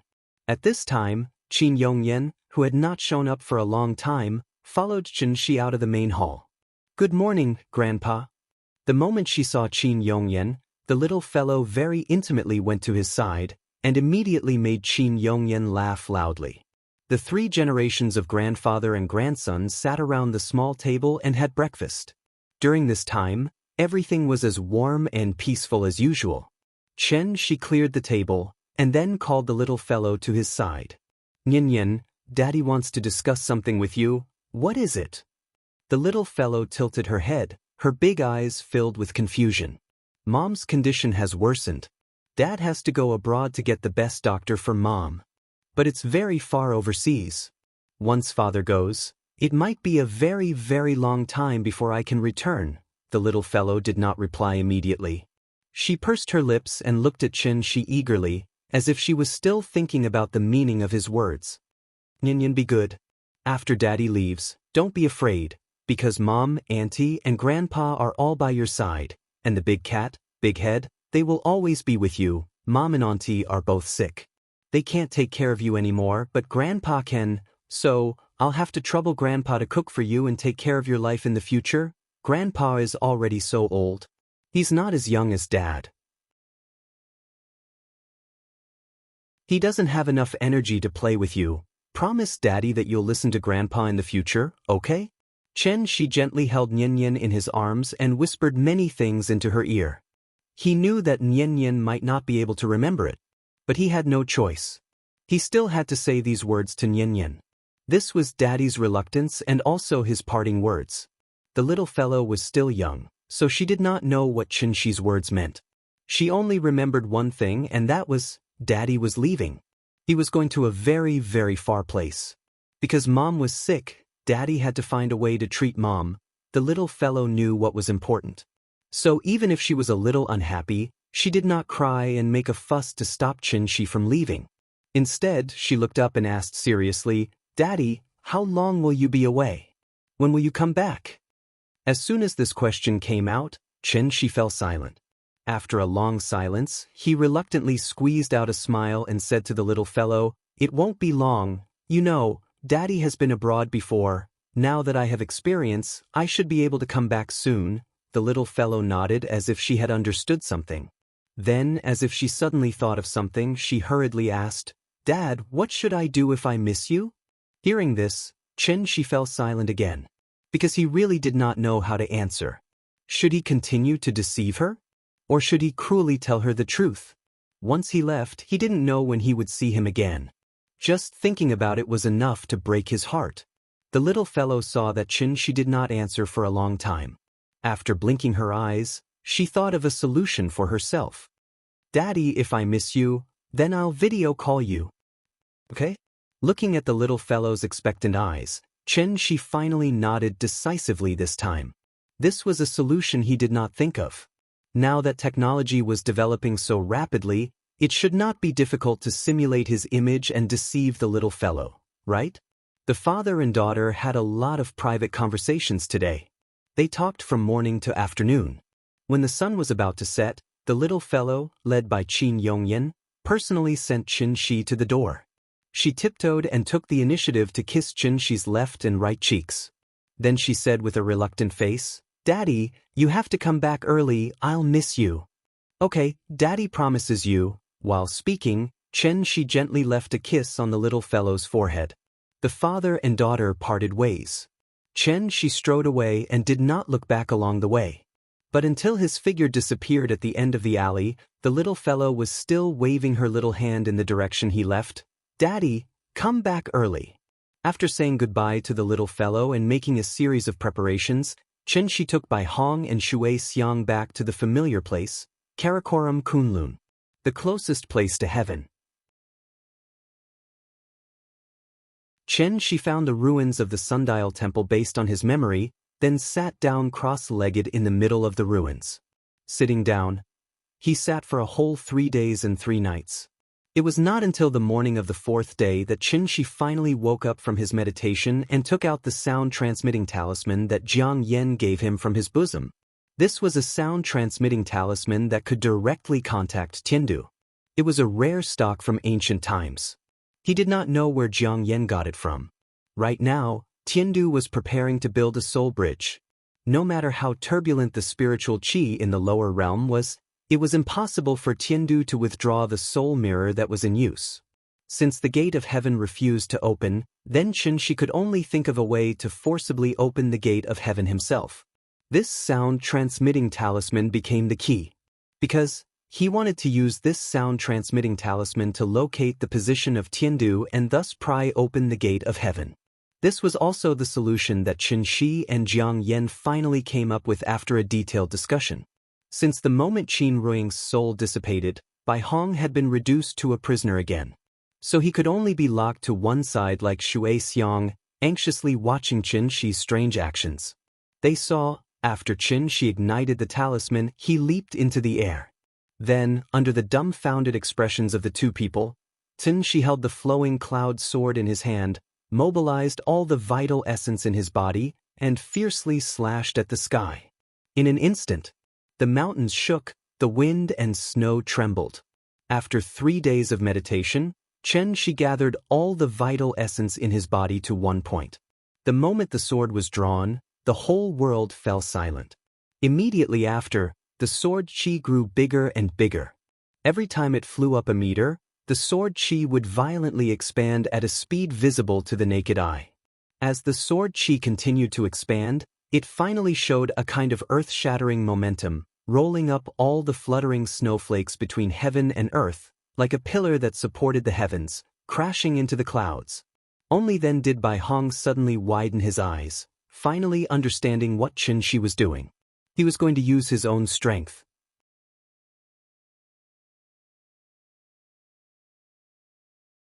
Chapter 411.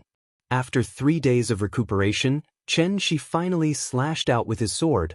This was also the first time he had launched an attack in his peak state since returning to Earth.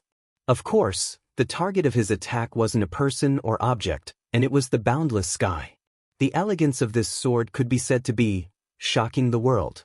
If one were to overlook the Earth from space, they would be able to clearly see that on the surface of this blue planet, a beam of light suddenly shot up into the sky like a celestial pillar.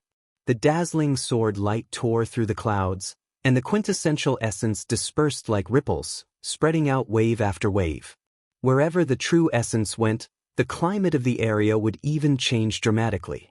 The northern part of the land of polar night suddenly became as bright as day. Heavy rain suddenly fell on the parched and scorching Africa. Even Hawaii, which was like spring all year round, welcomed a strange snowstorm at this moment.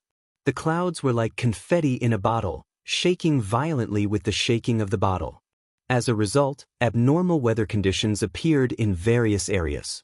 The torrential rain had yet to stop, but the sun had already risen in the blink of an eye. The atmosphere became unbearably turbulent, and the turbulence caused by the true essence almost affected all the flights around the world.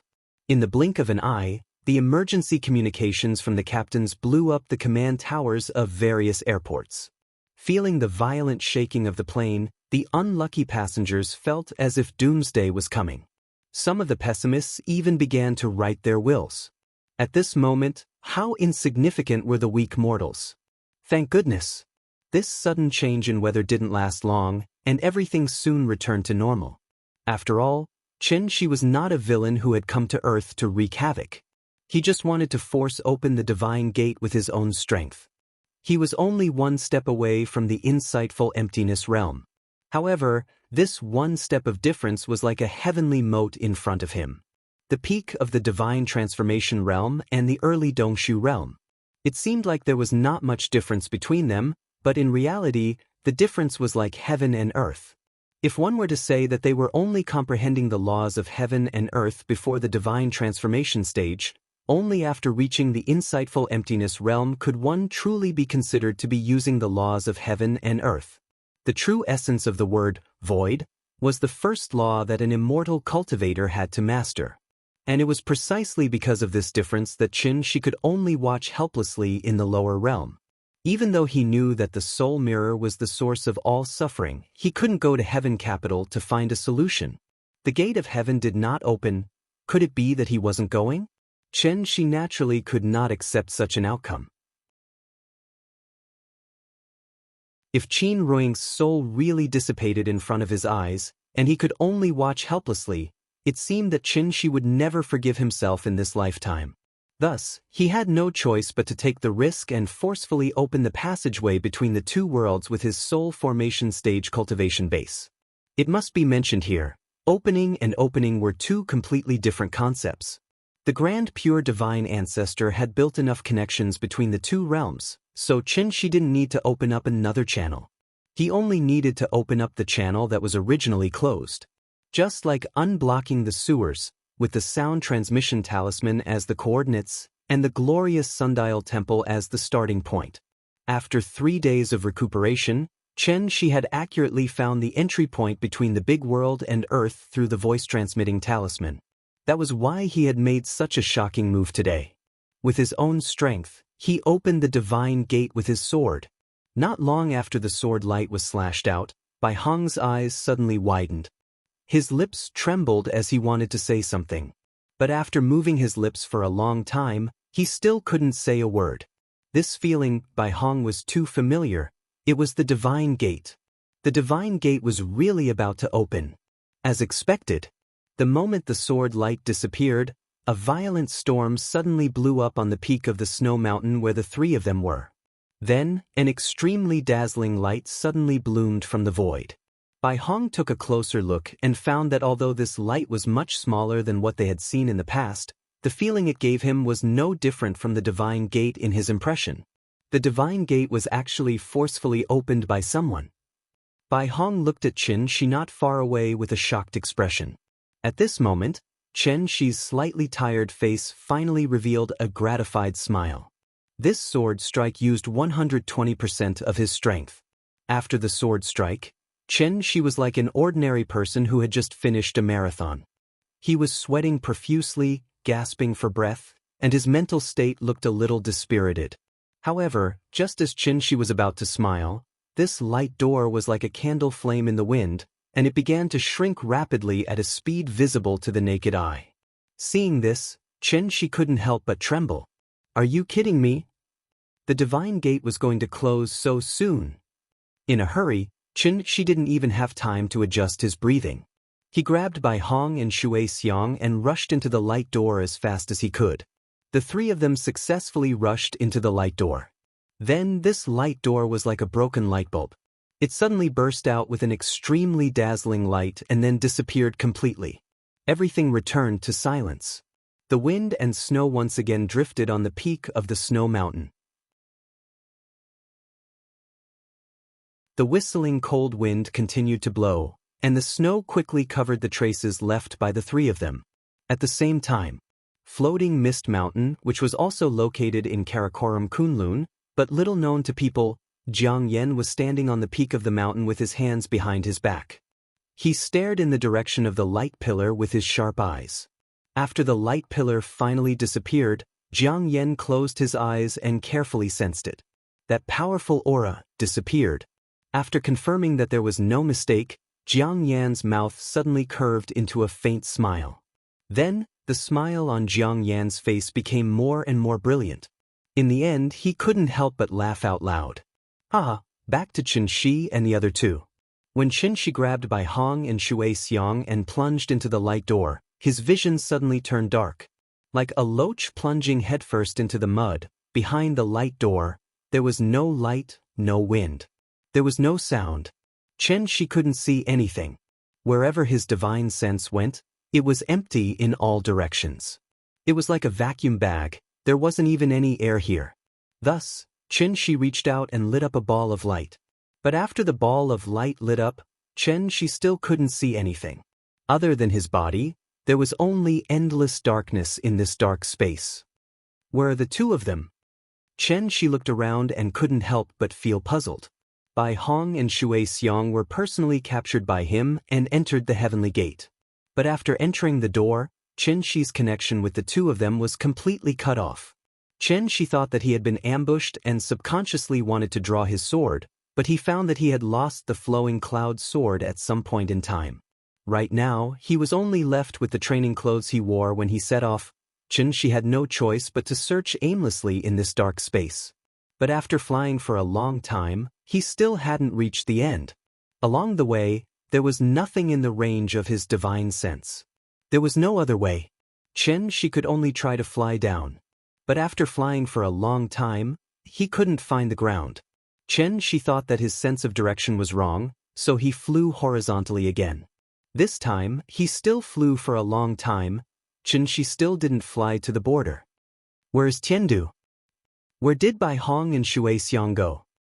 What is this place? Chen Shi was a little flustered. Everything in front of him was completely beyond his imagination. How to describe that feeling? He was now like a wisp of dust floating in the universe. But there were no planets in this universe, let alone anything that could be called an object. Apart from him, this universe was a complete vacuum, leaving behind only boundless darkness. He couldn't fly to the end. He couldn't see anything. There was no reference point. There was no gravity, no magnetic field, no radiation, and there was no spiritual energy of heaven and earth. F***CK?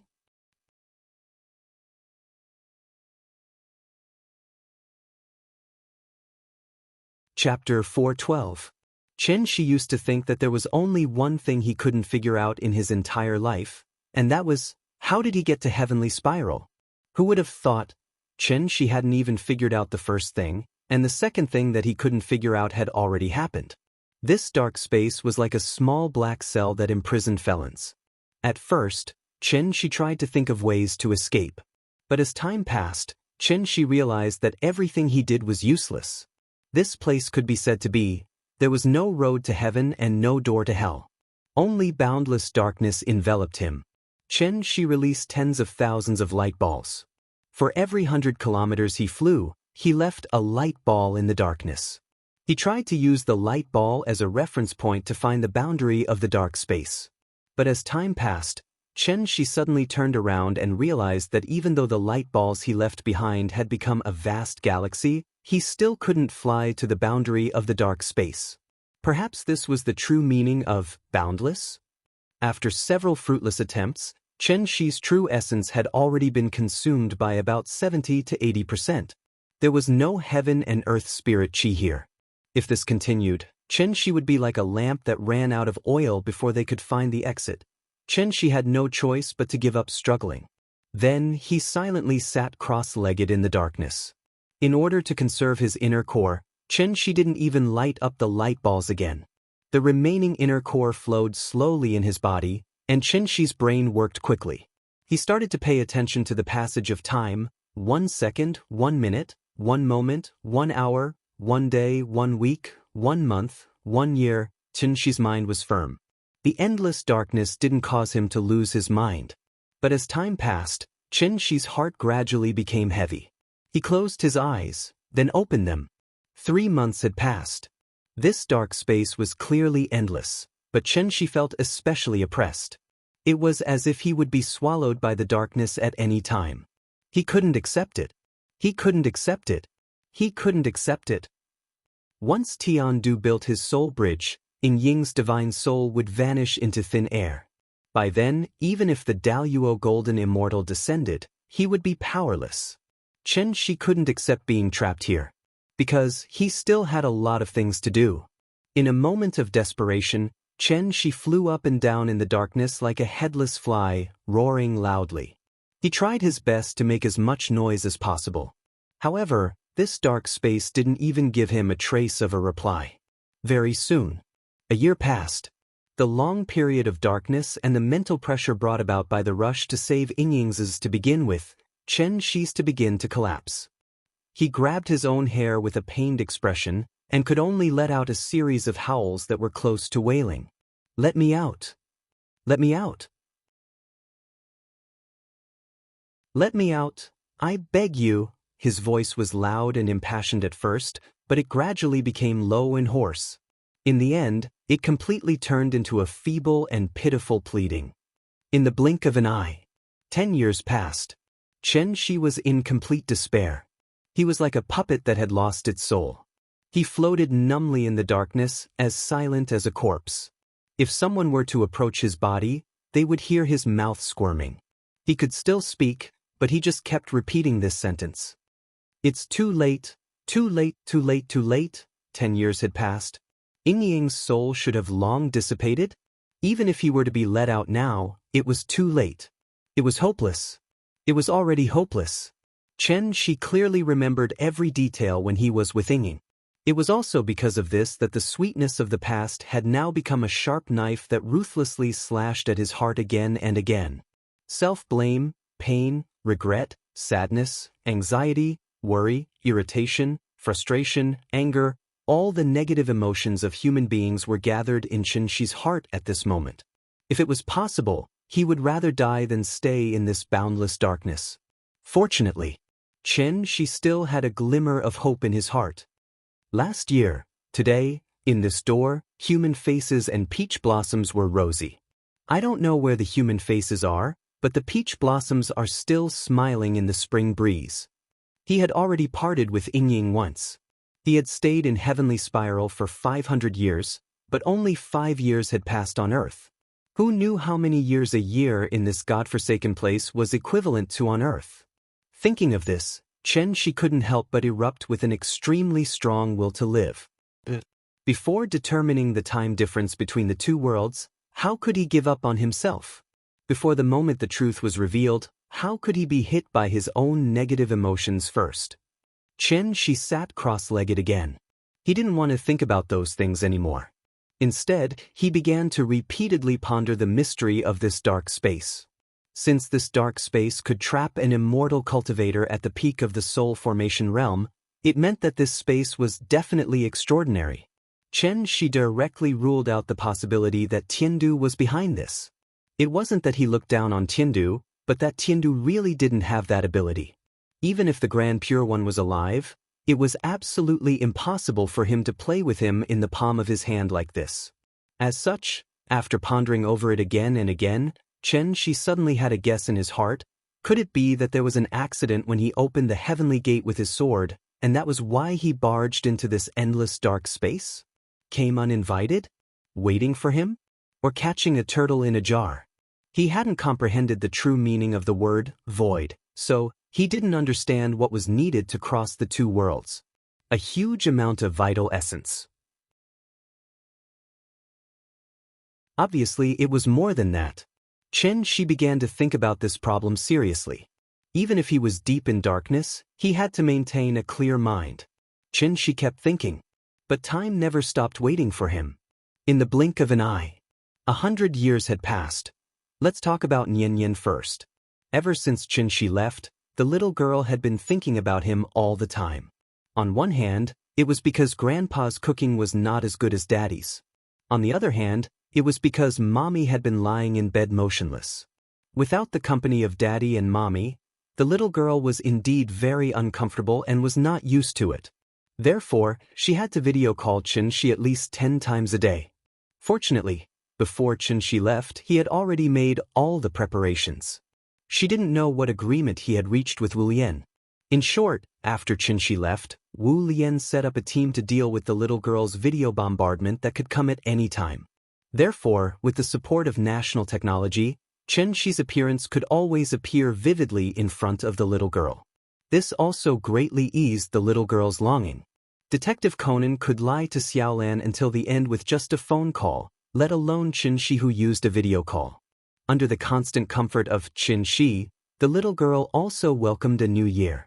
This year's Spring Festival was much earlier than last year. February 4th. New Year's Eve.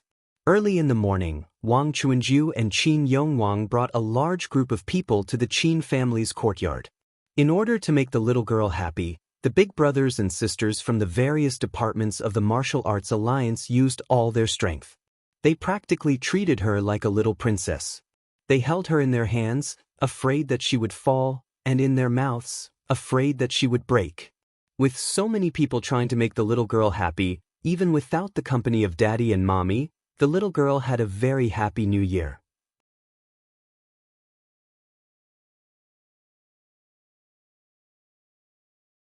Chapter 4:13.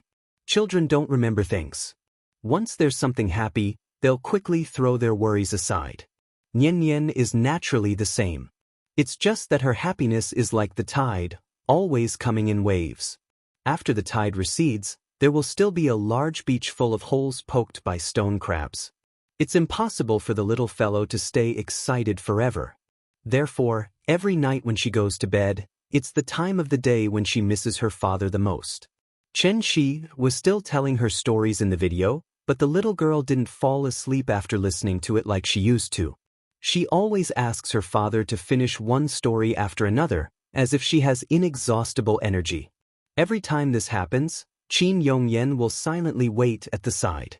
It wasn't until Chen-shi on the other end of the video repeatedly ordered the little guy to sleep that the little guy would pout and lie back on the bed. At this time, Qin Yongyan will turn off the light and quietly leave the west wing. Qin Yongyan once thought of bringing the little fellow to live with him in the main room, but the little fellow is unwilling no matter what. She wants to sleep with her mother. Although her mother never responds to her, the little fellow has been staying in this courtyard full of spiritual energy, surrounded by all the cultivators above the celestial being stage. Under normal circumstances, the little fellow should have already become a child genius. But she didn't. Because Chen-shi has already placed a seal on her, the little fellow's intelligence has always been at the level of a normal person. Chen-shi only wants to give Nian Nian a normal childhood. He doesn't want her to become a weirdo among her peers. Chen-shi's reason for doing this is very good. Just like what Jack Ma said, the biggest mistake in my life is to establish Alibaba. But before this sentence, there's actually another sentence. I regret that I'm always busy with work and have no time to accompany my family. If I can live again, I definitely won't be like this again. My wife said it well, you're not my person, you belong to Alibaba. The unscrupulous media took the words out of context, causing the meaning of this sentence to completely change. Cultivation is not a matter of time. For immortal cultivators with long lifespans, what did a few years count for? Nian Nian only had one childhood. Why couldn't she be allowed to play happily for a few years without any worries? Chen-shi's idea was very good. Unfortunately, a thought was just a thought. When Chen-shi embarked on a strange journey to save Ying, the happy life of the family of three was completely shattered. Chen-shi considered that he might not be able to stay by Nian Nian's side to protect her, so after hesitating for a while, he personally removed the first layer of the seal on Nian Nian's body. When she turned 12 and 18, the second and third layers of the seal would automatically be removed. If by that time, if Chen-shi hadn't come back yet, Qin Yongyan would have told Nian Nian the truth. It was up to her to make her own choices in the future. Let's go back to that damn dark space. Since Chen-shi broke the demonic barrier and kept his spiritual altar clear, time had become meaningless to him. There was no spiritual energy here, so breathing seemed to have become a kind of consumption. There wasn't much true qi left in Qinshi's body, so he could only gather the remaining true qi in order to keep his body alive. He hadn't moved for 100 years. There was nothing in the dark space, so naturally, there couldn't be dust. So even if 100 years had passed, Qinshi didn't seem to have changed at all. The only change was, maybe it was a slight change in his demeanor. Qinshi had long been used to everything around him.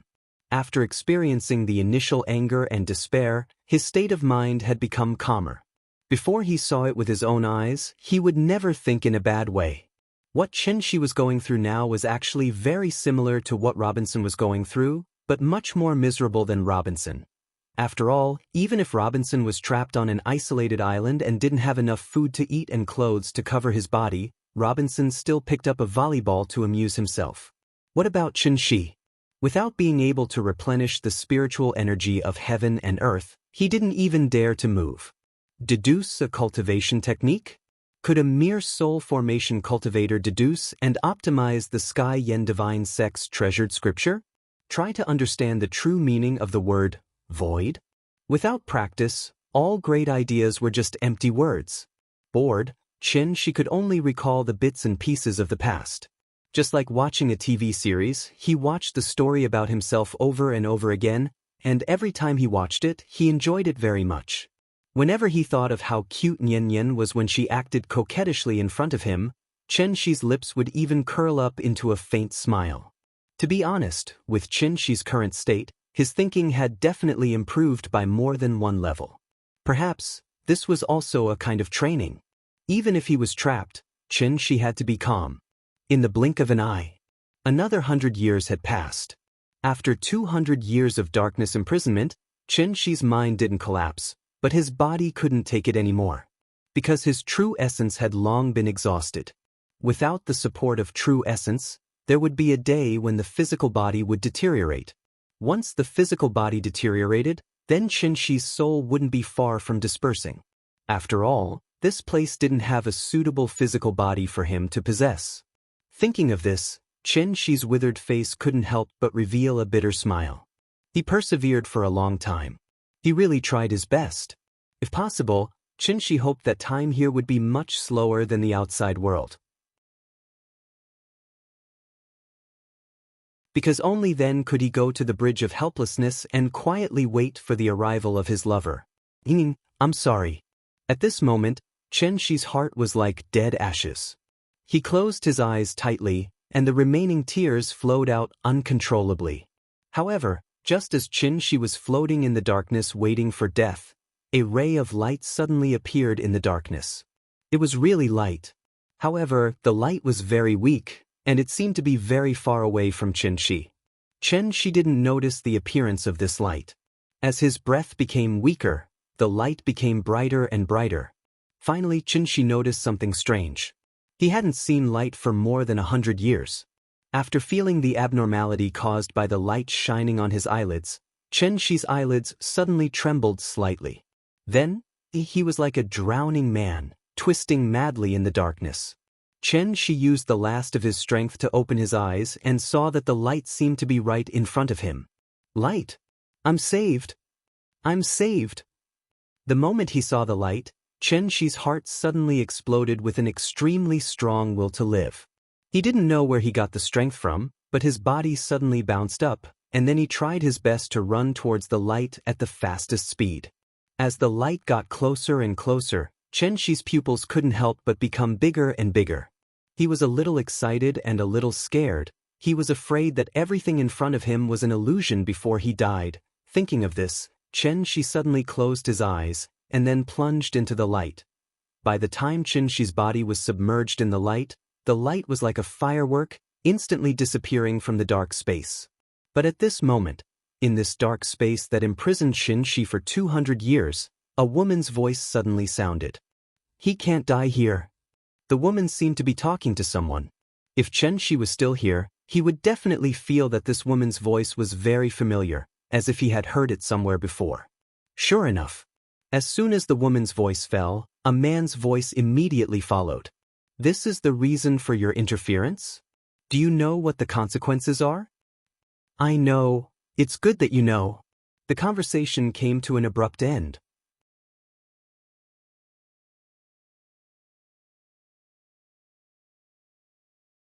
Chapter 4:14.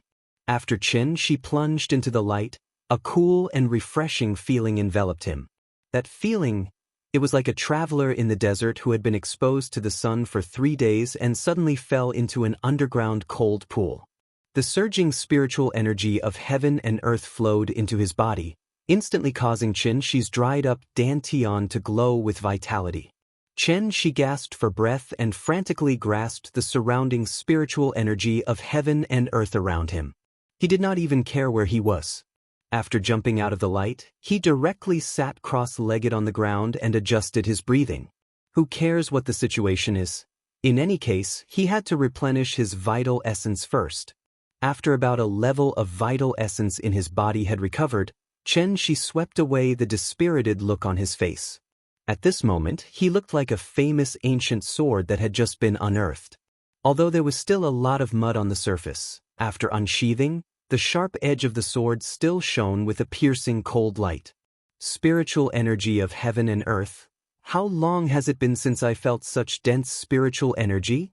Feeling the continuous accumulation of vital essence in his body, Qin Shi could not help but look intoxicated, like a drunkard who had tasted the finest nectar. Then he finally opened his eyes slowly. After looking around, a trace of inexplicable surprise appeared on his face. I really escaped? This place, could it be the great world? Qin Shi looked around and found himself in a strange place. The giant trees in this place towered into the sky, each one of them was hundreds of meters tall and incomparably thick. The ground was covered with dense vegetation formed by ferns and wood tapestry. Such a flourishing and dense forest scene almost dazzled Qin Shi's eyes. One had to know that he had not seen anything for 200 years. Suddenly coming to such a lively place, Qin Shi's heart was immediately filled with a kind of joy of seeing the light of day again. But immediately after that, Qin Shi's face immediately darkened. He had been trapped in the dark space for 200 years, and did not know how long had passed in the outside world. If the soul bridge had been built, wouldn't Yingying's soul have been destroyed? How could that be? Thinking of this, Qin Shi could no longer sit still. He didn't even bother to replenish his true essence and directly flew into the air above the dense forest, preparing to capture someone to ask about the situation. If Yingying was fine, that would be fine. If anything happened to Yingying, he would have to fight to the death with Tiandu for the rest of his life. As Qin Shi prepared for the worst, he quickly flew into the air. However, when he flew out of the forest and into the sky, Qin Shi suddenly discovered something. The great world before his eyes was completely different from what he had imagined. In Qin Shi's imagination, the great world should be a planet like Earth. But what appeared in front of him now, they were countless floating islands in the void. Just like in the movie Avatar, these floating islands were either big or small. The vegetation on the islands was lush, and they all had a complete ecosystem. In fact, calling it a floating island didn't seem right. To be exact, it should be called a mountain. One mountain range after another floated in the void. After all, the great world was just a small plane in a crack in the void. It couldn't be measured by the common sense of the universe. There was no sun in the great world, and all the light came from the great sun-moon star formation that the Taiching divine ancestor had inscribed on the boundary of the plane. Under the illumination of the great sun-moon star formation, the great world had a day and night like Earth. He didn't know how big this space was. With just a cursory glance, Qin Shi saw thousands of floating islands of different sizes, and the floating island he was on was considered relatively small. The floating islands were either high or low, and each island was surrounded by immortal clouds. Qin Shi listened attentively and found that there were vigorous roars of beasts coming from the depths of the forest. Suddenly, a giant golden bird swept past Qin Shi's eyes. After grabbing a strange beast the size of an elephant from the forest below him, the giant bird turned around and flew toward another floating island. Such a strange scene was really amazing. This, because Qin Shi had just escaped from the dark space, he had a better understanding of it. Thus, Qin Shi looked into the distance and set his gaze beyond the group of floating islands, To a place where even the great sun-moon star formation couldn't illuminate, there was nothing but emptiness. It was still that endless darkness. Although there were many floating islands, they couldn't fill up such a huge dark space. This great world, wasn't this the upgraded and expanded version of the dark space? If there were no surprises, this small plane should be similar to the dark space, and there shouldn't be anything in it.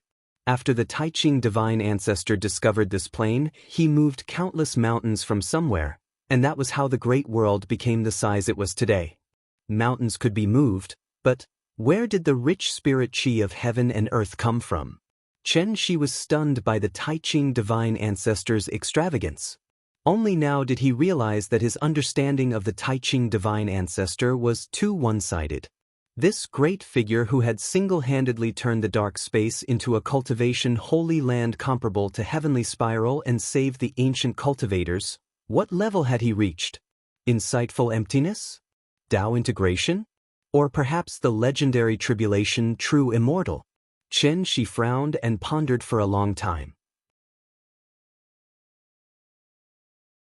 In the end, he could only put these questions to the back of his mind.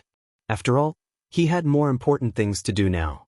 Presumably because the great world couldn't produce spirit qi on its own, Chen Shi rested for a while and realized that the spirit qi of heaven and earth in the great world was only slightly richer than on earth. Perhaps this was the main reason why Tiandu had decided to return? For Yingying's sake, Chen Shi had to stop Tiandu from building a soul bridge. It was still the same sentence, even 200 years of imprisonment hadn't extinguished the last bit of hope in his heart. If he hadn't seen it with his own eyes, then Yingying would always be waiting for him to save her. Chen Shi hid his figure and stealthily passed through the various floating islands. While grasping the spirit qi of heaven and earth on each island, he quickly flew in the direction of Tiandu. It was a pity that Baihong and Shui Xiang had run off somewhere. Otherwise, Chen Shi could have prepared a battle plan in advance. How did Chen Shi know where Tiandu was? Wasn't this nonsense? The island with the densest spirit qi and the largest floating island, wasn't that Tiandu's headquarters? Chen Shi didn't go near the largest floating island. Because his true essence was exhausted, it would take at least 3 months to recover to peak condition. He had endured 200 years, what more a mere 3 months? Chen Shi wasn't in a hurry. In order to be able to observe Tiandu's movements at any time, he lurked on a nearby floating island. 3 months, Yingying, wait for me. When my true essence recovers, it will be the time when my true essence ends. Please remember the domain name of this book. .com, wonderful book mobile version website. .com.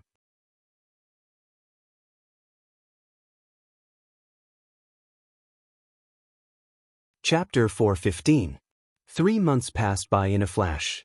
In order not to be detected, Chen Shi plundered large amounts of heaven and earth spirit qi from hundreds of floating islands during this period of time. After all, he was a soul formation cultivator.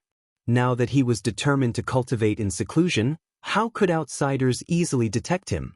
The only thing that could attract the attention of Tiandu was probably the rate at which the spirit qi on these floating islands was dissipating. Chen Shi's heart was always on the soul mirror, so when he was not cultivating, he could not help but take time out to walk around a few times. As a result, he gradually gained a basic understanding of the great world. There were a total of 120,000 floating islands in the great world. If all the floating islands were piled together, the surface area was even larger than the moon, almost the size of Asia. The floating islands were not eternal. Once the heaven and earth spirit qi on the island was exhausted, the floating island would completely lose its vitality and float to the periphery of the floating islands. Chen Shi had not figured out the source of the heaven and earth spirit qi for the time being. However, he was sure that the floating islands here were like batteries. After they were used up, they would not immediately become useless. Instead, they would float to the periphery and wait for the heaven and earth spirit qi to slowly recover.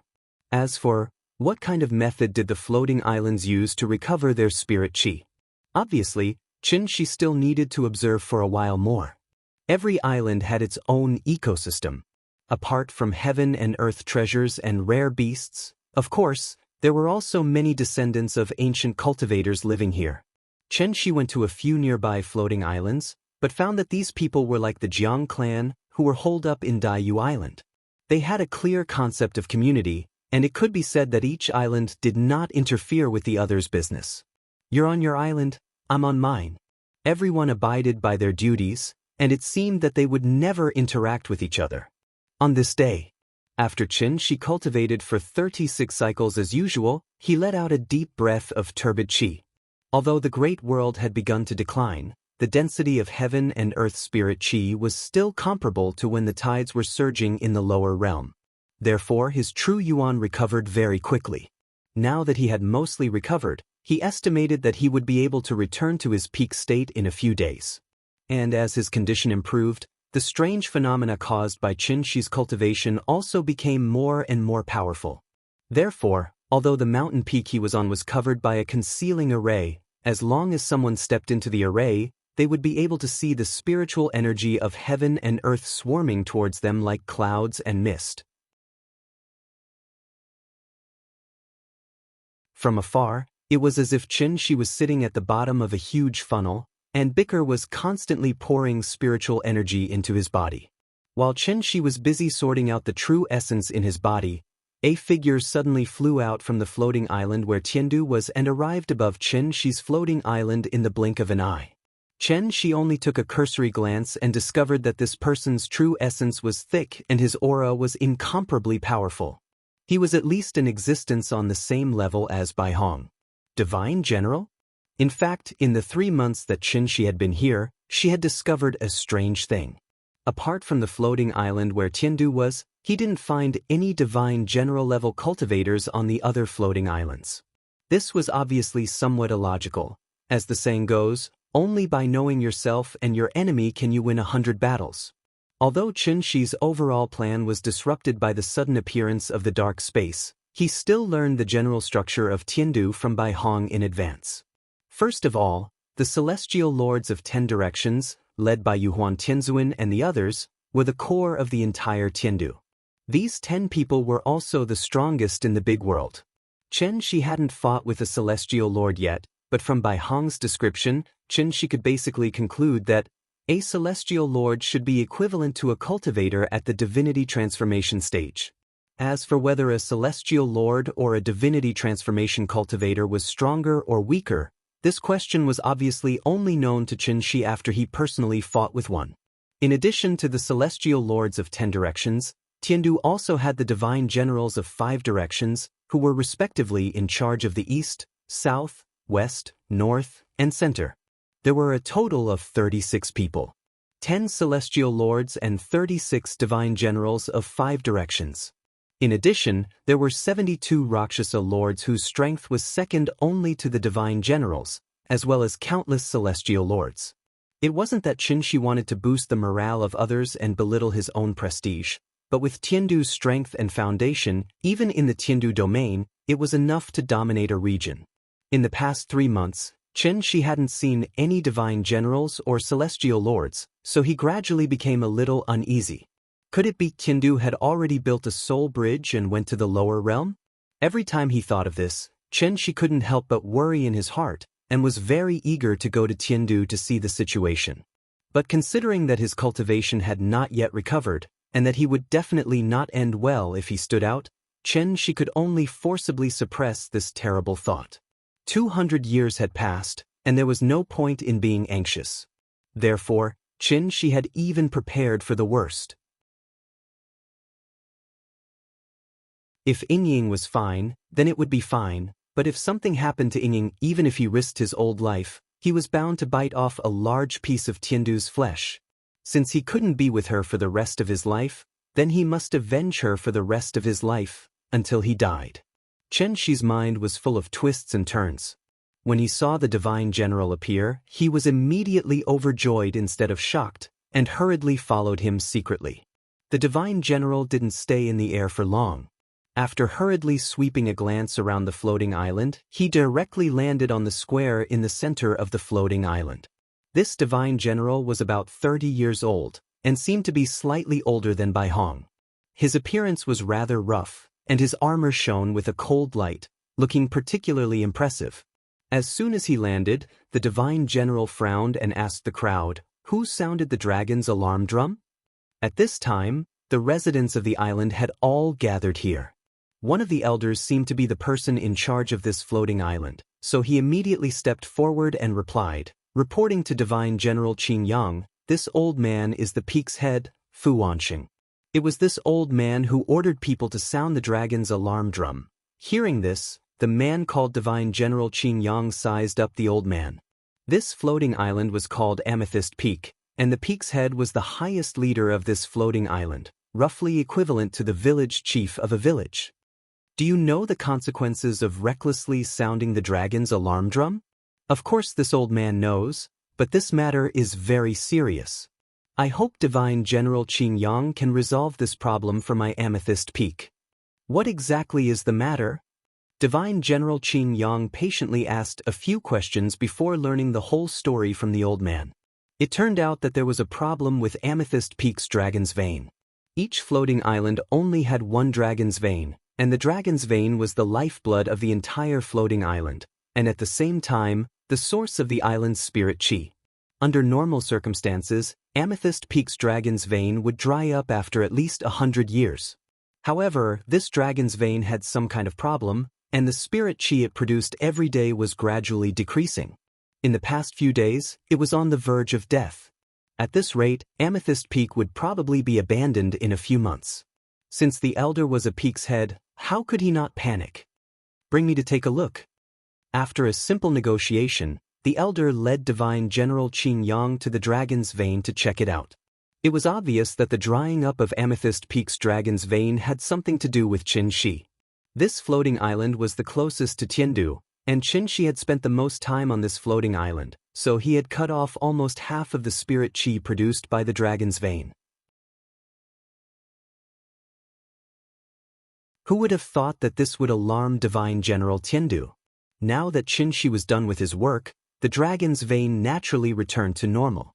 Divine General Qin Yang took a closer look, and after finding that the problem wasn't very big, he roared at the elder angrily. Yuhuan Tianzuan ordered the 5 divine generals to gather at the Imperial Extreme Palace, and you sounded the dragon's alarm drum for such a small matter?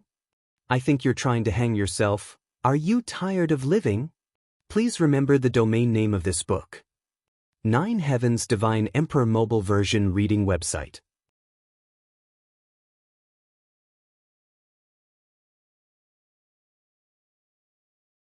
Chapter 416. One must know that the dragon's scare drum was similar to a beacon tower. Whenever the dragon's scare drum sounded, the 5 divine generals closest to the island had to immediately put down whatever they were doing and rush over to check on the situation as quickly as possible. However, after Divine General Qin Yang's inspection, he discovered that although the output of the dragon's vein was low, it was far from the level where the dragon's scare drum was sounded. What was this? In ancient times, there was King Yu of Zhou toying with the warlords with the beacon fire, and now there was Fu Ansheng toying with the divine general with the dragon's scare divine general? One could only imagine how furious Divine General Qin Yang was at this moment. At this time, Fu Ansheng also discovered that the dragon's vein was fine, so he instantly knew that he had gotten himself into big trouble today. He hurriedly knelt on the ground and begged Divine General Qin Yang with a terrified expression, "Divine General, please forgive me. This matter is indeed this old man's oversight. It's just that there really was something wrong with the dragon's vein a few days ago, causing us to be unable to cultivate smoothly." At this point, Fu Ansheng could not help but look at the dragon's vein with a puzzled expression before continuing to defend himself. To tell you the truth, just before we sounded the dragon's scare drum, this old man had specially sent someone to verify it. Who would have thought? The dragon's scare drum had just sounded, and the dragon's vein returned to normal. Before he finished speaking, Fu Ansheng looked like he wanted to cry but had no tears. Even if he had 10 times the courage, he would not dare to casually make fun of the divine general. The goddamn dragon's vein. This time, he was really in deep trouble. Even in a society ruled by law, false police reports could be detained, let alone in a feudal society with a strict hierarchy like Tiandu. Therefore, Fu Ansheng's defense did not have any effect. Divine General Qin Yang could not be bothered to talk nonsense with him. With a wave of his hand, he ordered his men to send Fu Ansheng to the death row. This was a critical period, and everyone in Tiandu was extremely tense. Therefore, the matter of Fu Anxing sounding the dragon scare drum could only be investigated later. Subsequently, Divine General Qin Yang warned the people of Purple Jade Peak, then turned and flew back to the floating island where Tiandu was located.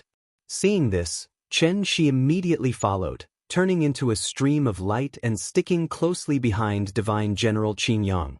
Divine General Qin Yang was only at the Yuaning stage, so he naturally didn't notice that there was a tail behind him. Therefore, Qin Shi, led by Divine General Qin Yang, passed through the formation and smoothly arrived at the core of the macro world. Tiandu, Dragon Head Peak.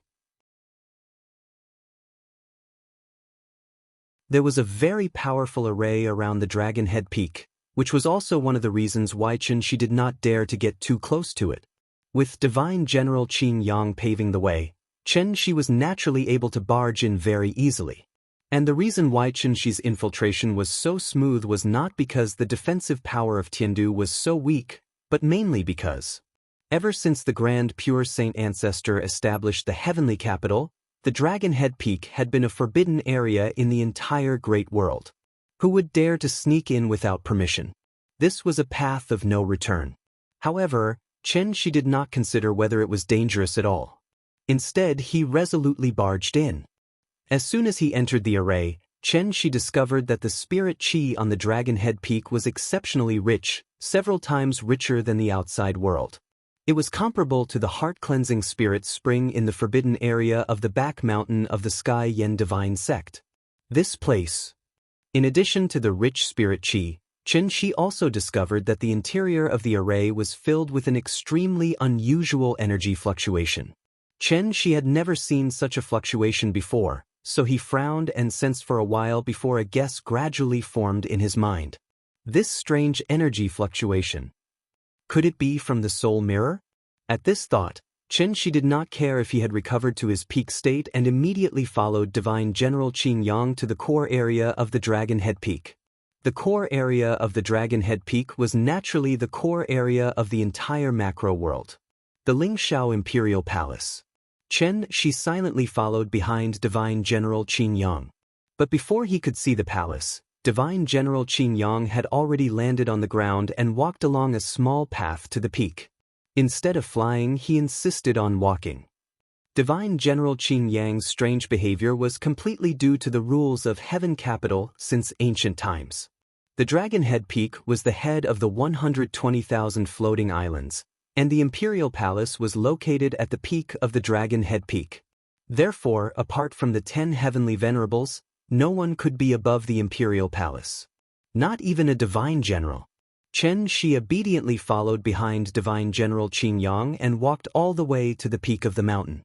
As soon as he reached the peak of the mountain, his vision suddenly opened up. Following which, Chen Shi discovered that the peak of the Dragon Head Peak was extremely flat, as if someone had used a sword to flatten it. At the same time, a huge palace that spanned across the peak of the mountain entered Chen Shi's eyes.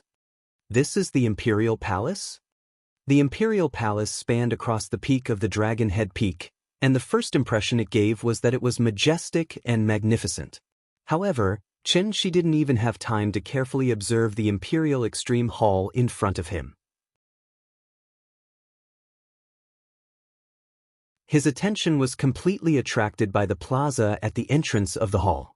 This was a huge plaza that was comparable in size to the Zhonghai Gymnasium. There seemed to be some kind of activity going on in the plaza, and there were actually many people sitting cross-legged there. At a rough count, there were at least a few thousand people. However, although there were many people in the plaza, it wasn't enough to make Chen Shi stop and look. What he really cared about was... Actually, it was that copper mirror that was floating in the middle of the plaza and constantly emitting divine light. In an instant. 10,000 years in a glance. The moment Chen Shi saw this Dharma treasure, the name of this Dharma treasure suddenly jumped out from the bottom of his heart. Sky-bearing technique floating dawn mirror. Chen Shi silently sized up the soul mirror in front of him. The soul mirror was constantly shining with divine light, and an unknown energy wave was constantly circulating around it. With one look, one could tell that such a phenomenon was definitely not ordinary. However, in front of a supreme treasure, Chen Shi couldn't help but feel a sense of disgust, and he couldn't help but want to smash it into pieces. It was this stupid mirror. It was the one that caused his family to be separated, and he almost lost his family. Thinking of this, Chen Shi couldn't help but have a murderous look in his eyes, and he couldn't help but want to take it away on the spot. However, just as Chen Shi was about to do something evil, an old man sitting cross-legged in the middle of the hall seemed to have noticed something, and then he suddenly opened his eyes and shouted sternly outside the hall, "Who is it? How dare you come to my Dragon Head Peak and behave so atrociously?" Before he finished speaking, the old man raised his hand and waved his sleeve. A golden light flew out and directly shot towards Chen Shi at the other end of the plaza. This move came too suddenly. Chen Shi didn't even have time to react, and the golden light had already arrived in front of him. Seeing this, Chen Shi's heart couldn't help but skip a beat. Feeling the powerful true essence contained in it, Chen Shi hurriedly withdrew the aura concealment secret technique, and then like the old man, he waved his sleeve and released a burst of true essence. Then, a white light suddenly shot out from Chen Shi's palm and collided with the golden light. Please remember the domain name of this book. 9 Heavens Divine Emperor Mobile Version Reading Website.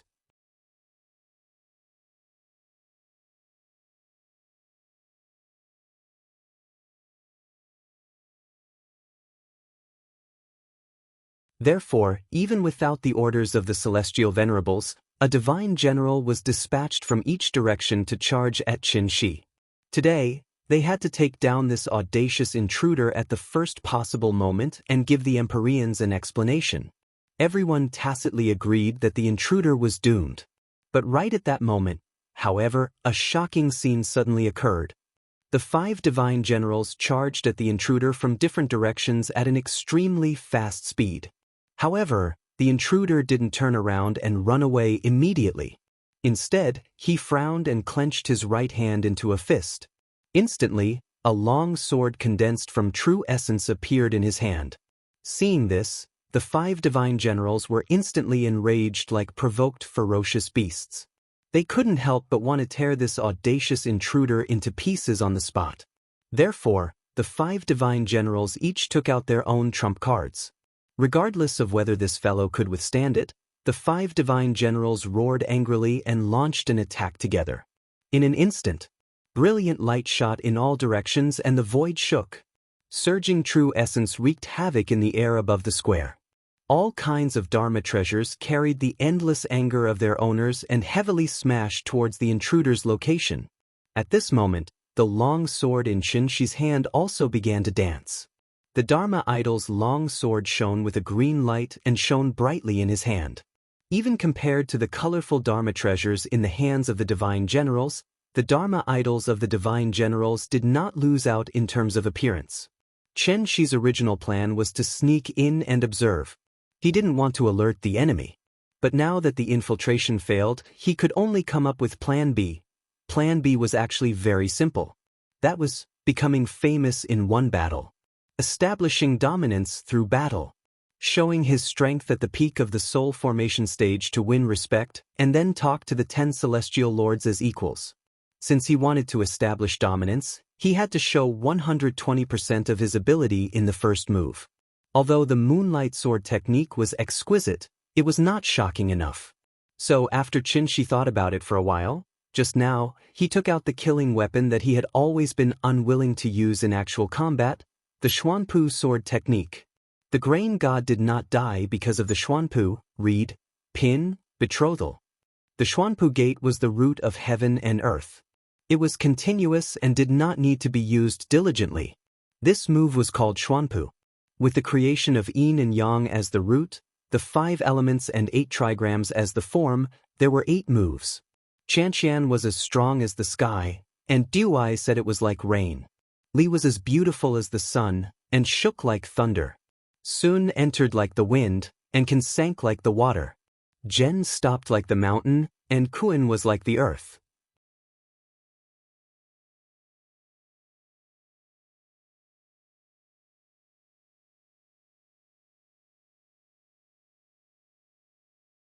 Chapter 418. Raising Sword Style, sword raises 6 dragons to conquer the heavens, Great Qian Yuan. Since this place was called Dragon Head Peak, Chen Shi was going to trample the dragon head under his feet today. Sword Qi spread for 30,000 miles. Purple Qi and green robe flowing east. On Dragon Head Peak. Ultimate Emperor Palace. Everyone, please follow me, riding a horse with a sword, singing to the ends of the earth. After the sword radiance shot out, the 5 divine generals cried out in pain in unison. Then, the 5 of them flew back in the direction they came from at an even faster speed. In an instant, everyone was shocked. But what was even more surprising was that, just as the 5 divine generals were pushed back, a golden sword light brazenly pierced through the square and shot toward the imperial hall where the celestial venerables were with an earth-shattering momentum. At this moment, Yuhuan Tianzuan, who had been sitting cross-legged in the palace with his eyes closed, suddenly opened his eyes with a trace of surprise on his face. The sword radiance seemed to have split the void, so much so that when the sword approached the ultimate Emperor Palace, the bottom of the palace began to tremble slightly as if there was an earthquake. A battle between experts happened in the blink of an eye. Yuhuan Tianzuan frowned, and a trace of displeasure flashed across his face. He seemed to be blaming the 5 divine generals for their negligence, so when he saw that the sword radiance was about to shoot into the ultimate Emperor Palace, he immediately raised his hand and summoned the magic treasure that made him famous, the Jade World Glazed Cup. This lamp was in the shape of a tower, narrow at the top and wide at the bottom. There was an inextinguishable golden flame in it, known as the Myriad Spirits' Ancient E. This magic treasure constantly revolved around Heavenly Venerate Yuhuan, so its name could be said to be known by everyone in the great world. However, although this magic treasure was famous, not many people had seen its true power. After all, Yuhuan Tianzuan was the leader of the celestial venerables of the 10 directions, so how could he casually fight with others? Therefore, when Heavenly Venerate Yuhuan took out the Jade World Glazed Cup, Heavenly Venerate Wondrous Spell and Heavenly Venerate Xuanzhen couldn't help but be surprised. When they looked at the sword light again, even their eyes couldn't help but change. In their perception, although this sword light was coming menacingly, the sword force was not released, so the 2 celestial venerables were unable to accurately judge its power. Then, under the gazes of the 3 celestial venerables, the Jade World Glazed Cup flew out of the Emperor Extreme Palace and collided with the sword beam. Bang! An invisible force swept across the square, and waves of air that were as sharp as steel blades spread out in all directions. The energy hit the restrictions of the Imperial Extreme Palace and instantly shot out 10,000 rays of divine light. At that moment, the dragon head sang loudly, and multicolored light filled the sky. The 5 divine generals retreated one after another. The Rakshasa Star Sovereign was at a loss. This scene was very much like a forest where gunshots rang out. Frightened birds fluttered about and flew away. The originally orderly square had become noisy because of this. It was as noisy as a market. How dare you! Yuhuan Tianzuan was furious. After a stern shout, he leaped out of the Imperial Extreme Palace. The berserk true essence that had been triggered by the exchange of blows between the 2 of them had also completely disappeared. It was as if nothing had happened. Everyone kept quiet out of fear and returned to their original positions, not daring to make any more noise. There is no such person as you in the world. Who exactly are you? Yuhuan Tianzuan hovered above the square, lowered his head and sized up Chen Shi before asking in a deep voice.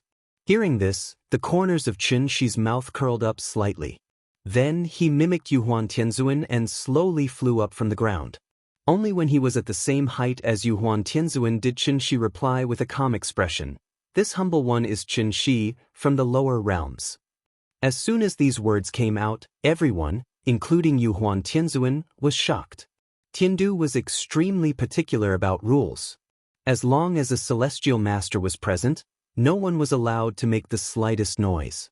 It was precisely because of this that no matter how shocked the divine generals were, they were like wooden men standing in the square in a daze, silent and looking straight ahead.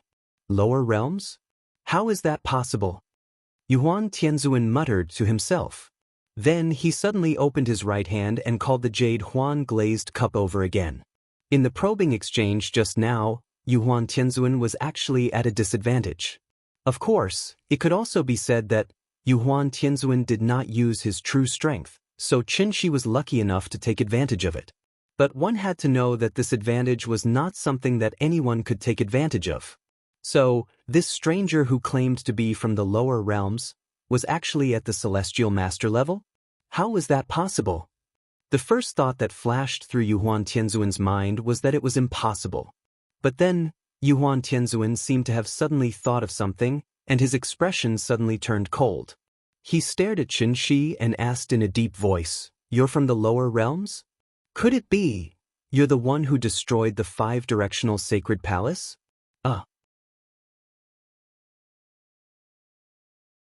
After hearing this, Chen Shi's face suddenly stiffened, and he replied somewhat embarrassedly, "It's a misunderstanding, it's all a misunderstanding." At this time, Heavenly Venerable Wondrous Spell and Heavenly Venerable Xuanzhen also flew out of the Imperial Extreme Palace. Heavenly Venerable Wondrous Spell heard the conversation between the two, so before Yuhuan Tianzuan could continue asking, he could not help but ask, "In that case, Changli died at your hands?" Changli was a divine general, after all. How could he have died silently in the lower realms? Since this person in front of him had the strength of a heavenly venerable, and at the same time said that he was from the lower realms, in that case, everything made sense. Faced with Heavenly Venerable Wondrous Spell's criticism, Chen Shi suddenly did not know how to answer. And his hesitation, it also indirectly confirmed the guesses of the three Heavenly Venerables. Therefore, the scene that could barely be considered harmonious suddenly became like a gas station on fire. It exploded in an instant. Yuhuan Tianzuan's pupils shrank, and then he muttered in a very strange tone, "So it's you, destroying the foundation of the divine ancestor, cutting off the path of my heavenly capital, Changli, Qingluan, Baihong, Shuixiang, and my son Wushu." The moment he mentioned the two words Wushu, Yuhuan Tianzuan clearly paused for a moment. Then, an uncontrollable anger flashed in his eyes. In a moment of agitation, Yuhuan Tianzuan no longer had the sage-like aura of the past. He was like an enraged lion. He bared his teeth, and his beard and hair stood on end. "You committed all kinds of monstrous crimes in the lower realms, and today you actually dare to come to my Dragonhead Peak to cause trouble? Do you really think that there's no one in my heavenly capital? Hateful, hateful. Since you're bent on courting death, this old man will make an exception today and send you on your way. You little thief, hand over your life." Before he finished speaking, the jade world glazed cup in Yuhuan Tianzuan's hand was like a meteor, drawing a streak of light in the air, and then ruthlessly smashed towards Qin Shi.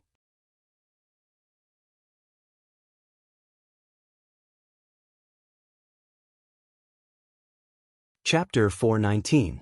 If emotions could be expressed in reality, then Qin Shi would definitely send countless black question marks to Yuhuan Tianzuan. What was going on?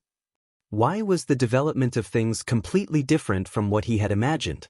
Qin Shi originally thought that as long as he displayed the strength of a heavenly venerable, Tiandu would give him a high standard of reception.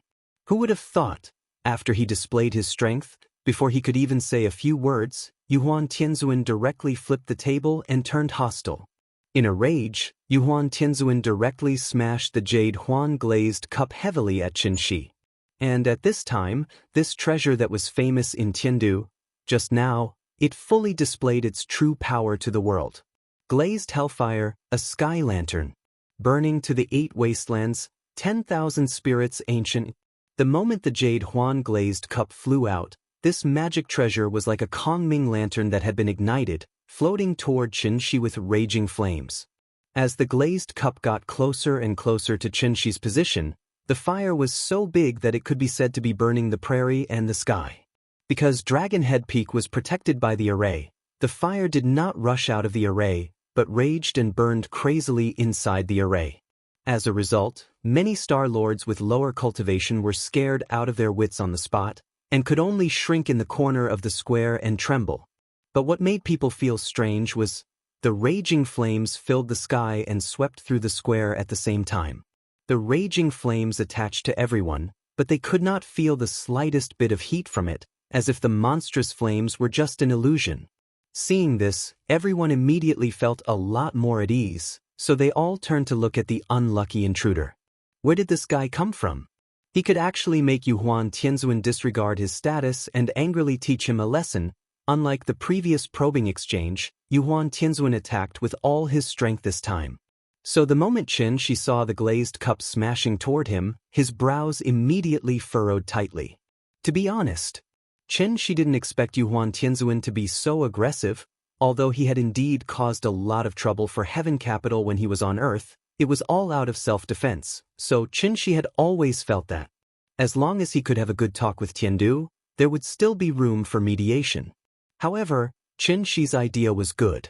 However, the other party didn't listen to him and came at him aggressively. They didn't even give him a chance to explain. What happened? You've become a victim? The life and death of the love of my life is uncertain. My beloved daughter is still young and has no one to rely on.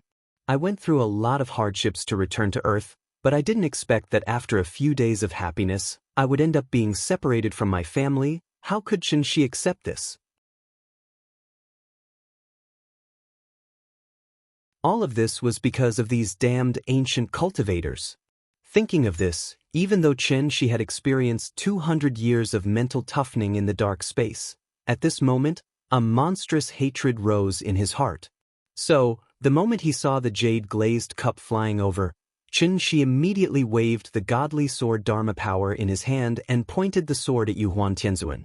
At the same time, he shouted sternly, I didn't want to be enemies with Heaven Capital, but you just had to be so aggressive, Heaven Capital, Heavenly Master, using your name to shout so loudly, am I really afraid of you? At the same time, the godly sword Dharma power in Qin Shi's hand also danced. The long sword swept across the sky, stirring up a breeze like a ribbon. Strand after strand, winding around Qin Shi's body. The breeze blew the ends of his hair and also ruffled his clothes. There was no earth-shattering scene, but Qin Shi's momentum suddenly rose along with the breeze. At the moment when the jade-glazed cup was about to hit him, Qin Shi waved the long sword in his hand. If the sky was divided into two halves, then one side would be a raging flame, and the other side would be a formless breeze. Mysterious sword formula, changing sword style, windy sky, a gentleman should be virtuous. When the flame met the breeze, the sun was just right, and the breeze was not dry. If the great Chen Yuan was a strong heavy sword, then windy sky was a soft and long soft sword. The jade-glazed cup was like a fireball, fiercely smashing toward Qin Shi. However, just as the fireball was about to hit Qin Shi, an invisible net of sword chi blocked it. Just like the moment when a football was shot into the goal frame, the fireball rolled in the net of sword chi for a while before finally helplessly turning into a wisp of black smoke and completely dissipating in the air. Then, the net of sword chi also disappeared into nothingness. This move did not determine the winner or loser. It could be said that they were evenly matched. But it was also because of this heavenly venerable wondrous spell, heavenly venerable Xuanzhen, and countless divine generals and star lords watching the battle in the square. Everyone was shocked by the strength Qin Shi displayed at this moment. There was actually someone in this world who could fight Yuhuan Tianzuan to a draw. What kind of joke was this? Yuhuan Tianzuan seemed to be a little surprised by Qin Shi's strength. Seeing that his attack had no effect, he suddenly let out a long laugh. Interesting, I haven't fought with anyone for hundreds of years, Mr. Chen, right? Today, this old man will remember your name first. Until the next day, I'll definitely not forget to place a memorial tablet for you in the Imperial Hall. As soon as he finished speaking, Yuhuan Tianzuan's figure flashed, and he charged toward Qin Shi.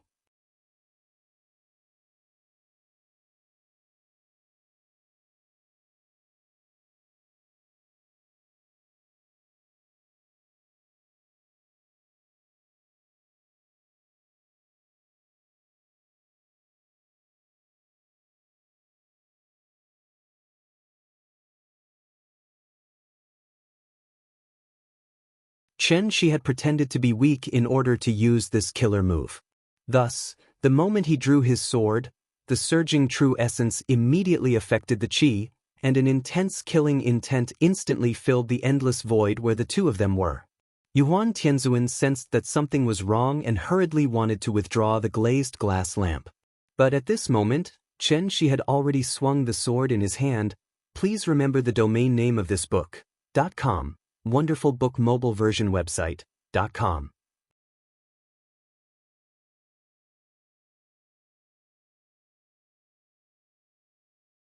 Chapter 421. Kuan was the softest, and when it moved, it was the strongest. The moment this sword was swung out, an aurora appeared in the sky of the great world for the first time. Looking at it from afar, it was so beautiful and dazzling, full of colors. Against the endless void, the sword shadows that filled the sky were like colorful ribbons. Ying gently floated toward Yuan Tianzuan along with the breeze. Then, the sword shadows collided with the burning jade world glazed cup. But what was surprising was that the sword shadows were like ripples of water. The moment they touched the jade world glazed cup, they immediately split and floated to the sides, as if they were actively making way for the cup. The jade world glazed cup smashed toward Chen Shi like a hot knife through butter. Meanwhile, the sword shadows circled around the lamp and gracefully drifted toward heavenly venerable Yu Huan. And this was the opportunity that Chen Shi had been waiting for a long time. At the cost of taking a hit from the glazed cup in exchange for a chance to hit Yuan Tianzuan with a sword. A sword for a cup. It seemed like there was no difference, but in fact, Chen Shi had profited. As the saying went, those who were barefoot were not afraid of those who were wearing shoes. He was an old bachelor. If it was purely a competition of Dharma treasures, he would definitely be at a disadvantage. Therefore, the strategy of harming the enemy while harming himself was clearly the best strategy. Therefore, by the time Yuan Tianzuan realized something was wrong, it was already too late for him to take back the glazed cup. As a result, Yuan Tianzuan could only watch as the sword shadows, which were like huge waves on the sea, came crashing toward him. Boom! With a loud boom, a magnificent scene similar to that of a planet exploding appeared before everyone's eyes. Along with the blazing light produced by the explosion, billions of needle-like rays of light shot into everyone's eyes. These rays of light still contained the true essence of the two celestial venerables, so when they entered their eyes, it gave people a heart-wrenching pain. Among them, those with lower cultivation levels were pierced by the qi on the spot, causing blood to seep out of their eye sockets. Except for the two Empyreans, Miao Fa and Xianzhen, almost everyone was affected by the aftermath of the battle. The surging true yuan wreaked havoc in the boundless void, causing the 120,000 floating islands to tremble. The heavens of the great world. It was going to collapse. Fortunately, every floating island had a protective formation left behind by the divine ancestor, so no matter how intense the battle was, it had very little effect on the residents of the islands.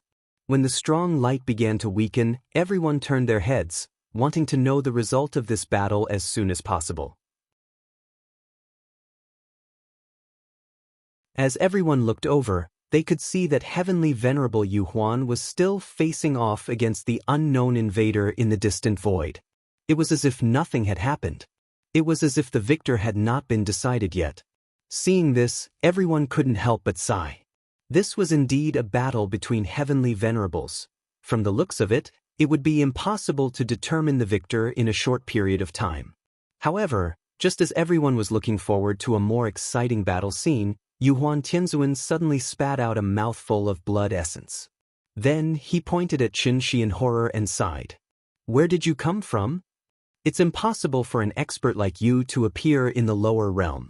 Impossible! After this battle, Yuan Tianzuan finally saw Chen Shi's true ability. If he didn't have a defensive magic treasure on him, this sword might have left a mark on his body. Even so, this sword still hurt Yuan Tianzuan, so much so that his breathing was obviously a little irregular, and the blood in his chest was constantly surging. "Can we sit down and talk now?" Chen Shi didn't directly answer Yuan Tianzuan's question. After he withdrew the divine general celestial body in his hand, he made an inviting gesture to Yuan Tianzuan, giving Yuan Tianzuan enough face. After all, unless it was absolutely necessary, Chen-shi really didn't want to use force to solve the problem.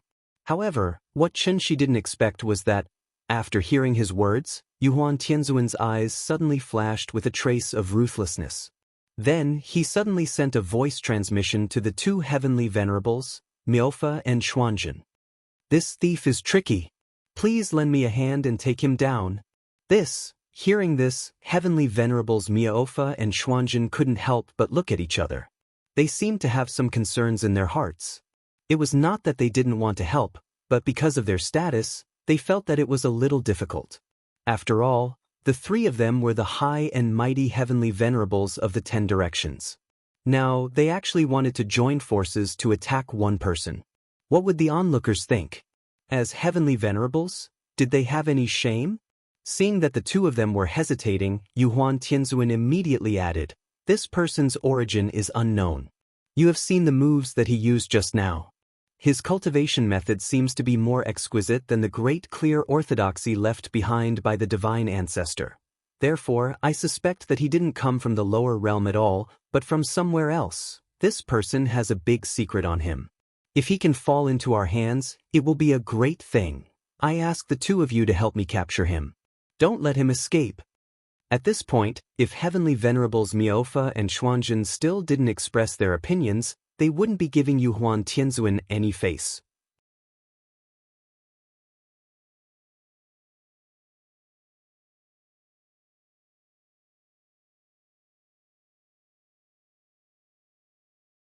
Chapter 422. Deep in the Void. The three heavenly lords no longer cared about their identities and attacked Chen-shi with all their might. What was originally a one-on-one duel had now become a three-on-one brawl. It had been a long time since such a grand event had happened in the great world. Everyone hid on their own floating islands and watched as the four heavenly venerables engaged in a chaotic battle.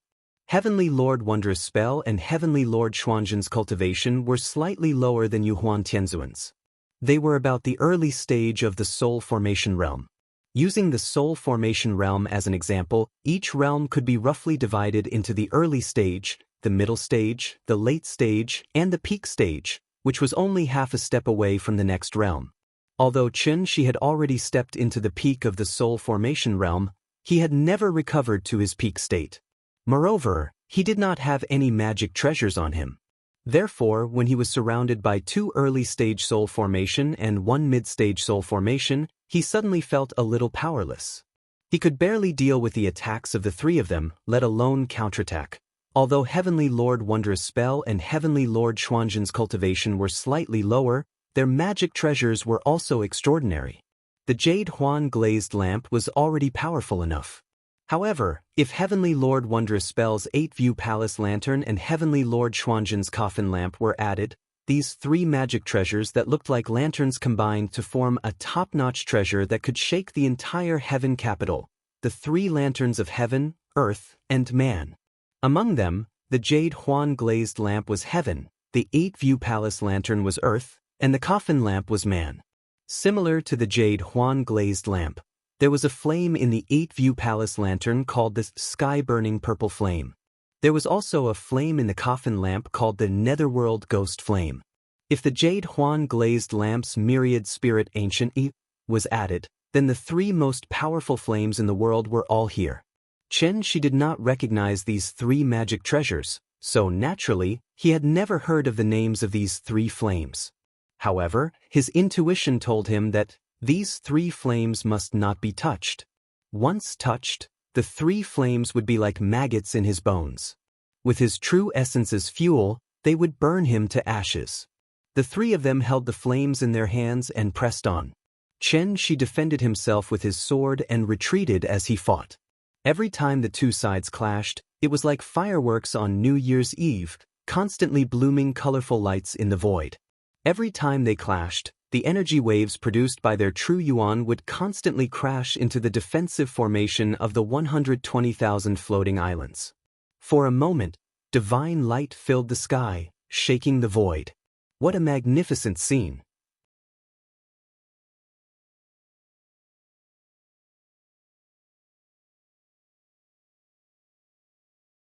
If it weren't for his pride, Yuan Tianzuan probably wouldn't have been able to resist the urge to deliver a few more blows. The three heavenly venerates flew in the air, each pondering something as they looked at the flames. However, at this moment, Qin Shi made his move. Originally on the verge of death, he suddenly erupted with an earth-shattering aura and crawled up from the ground. Before the three heavenly venerates could react, Qin Shi charged directly toward the soul mirror floating in the middle of the square. Oh no! We've been tricked. His target is the soul mirror. It was only now that Yuan Tianzuan truly understood Qin Shi's objective, and he hurriedly hurled the jade-glazed cup in his hand. Yuan Tianzuan's reaction was quick enough. However, he was still a beat slower than Heavenly Venerate Wondrous Spell. As soon as Qin Shi stood up, Heavenly Venerate Wondrous Spell transmitted his voice to everyone in the square. Everyone, heed my command. Protect the soul mirror. Do not let this person near the soul mirror even if you have to perish. Many of the divine generals were already standing not far away from the soul mirror, so they immediately rushed toward it upon hearing Heavenly Venerate Wondrous Spell's command and charged toward Qin Shi with all their might. Everything happened in the blink of an eye. Qin Shi ignored the raging flames on his body and pounced toward the soul mirror. Dozens of divine generals tried to stop him, but Qin Shi roared with bloodshot eyes like a crazed beast, "Get out of my way!" Before he could finish his sentence, the true origin energy that was filled with blood and qi was like a huge fan. In an instant, the tens of original infant stage cultivators were sent flying. Back then, Zhao Zilong had entered and exited Changban 7 times. Today, Qin Shi was going to enter and exit Dragon Head Peak 7 times as well. This was the so-called, where the sword points, the heart points. The road ahead is perilous. Even if there are millions of enemies, I will still press on. Please remember the domain name of this book.com, the mobile version of wondrousbook.com.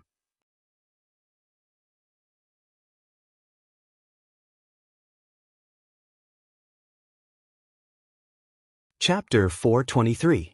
Qin Shi had been secretly observing the situation for a long time.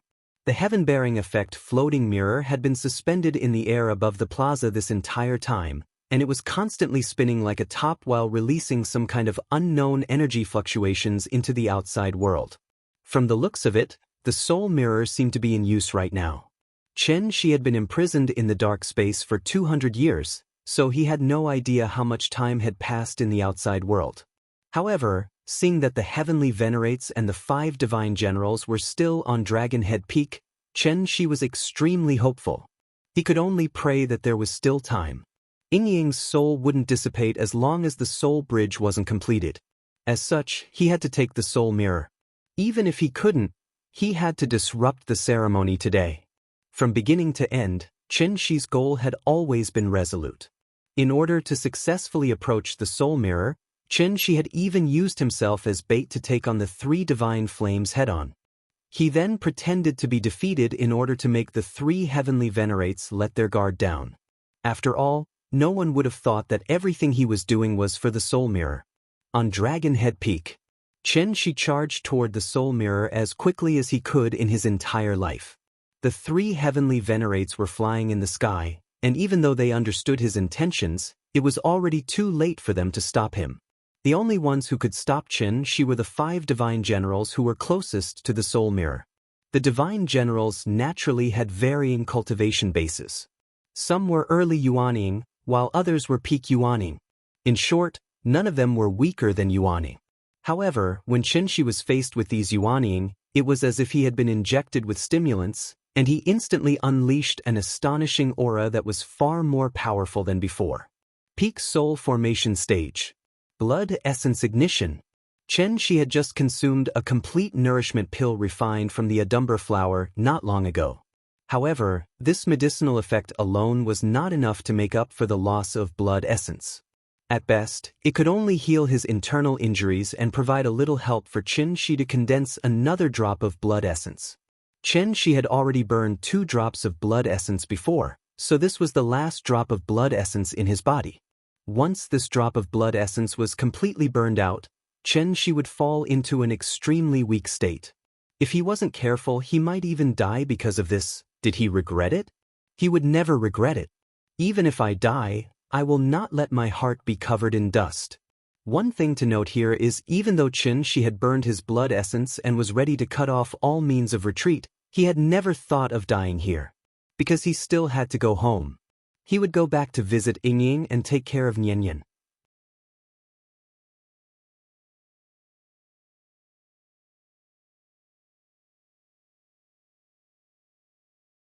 Qin Shi was trying to break the spell formation with a single point. Even though the spell formation had been set up by the sacred ancestor many years ago, it was beginning to falter in the face of such violent attacks. How could the three heavenly venerables allow Qin Shi to break the spell formation so easily? Thus, while Qin Shi was busy hacking at the spell formation, the three lanterns of heaven, earth, and man crashed into Qin Shi's back. Bam! With a loud bang, the power of the three lanterns crashed into Qin Shi's body. This was the combined attack of three soul formation cultivators. However, Qin Shi gritted his teeth and endured it. He was still in the same position as before. The moment the three lanterns hit him, Qin Shi did not resist at all.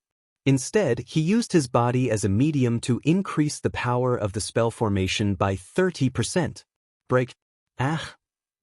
Qin Shi roared angrily, and a crack appeared in the spell formation protecting the soul mirror. Seeing this, Qin Shi couldn't help but smile. He didn't care how serious his injuries were. He swung the sword in his hand and viciously slashed at the damned mirror. The first technique of the Moonlight Sword technique, Hidden Void Sword. After exhausting all of his true essence to slash out this sword strike, Qin Shi's heart that had been tightly wounded finally relaxed. At this moment, he was very calm and relaxed, because he really did his best.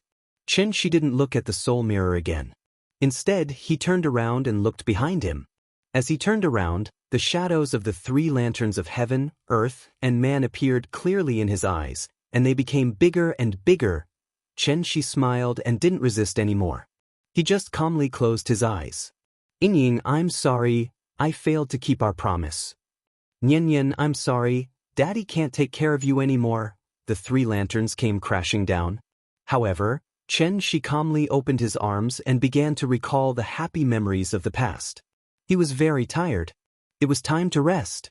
The only regret was, I might not be able to see you again. I'm sorry, the two women I love the most in my life. There was no end, and there was no messy ending. Don't be agitated, don't be angry. Let's talk nicely. Please remember the domain name of this book, .com. The mobile version of this book, .com.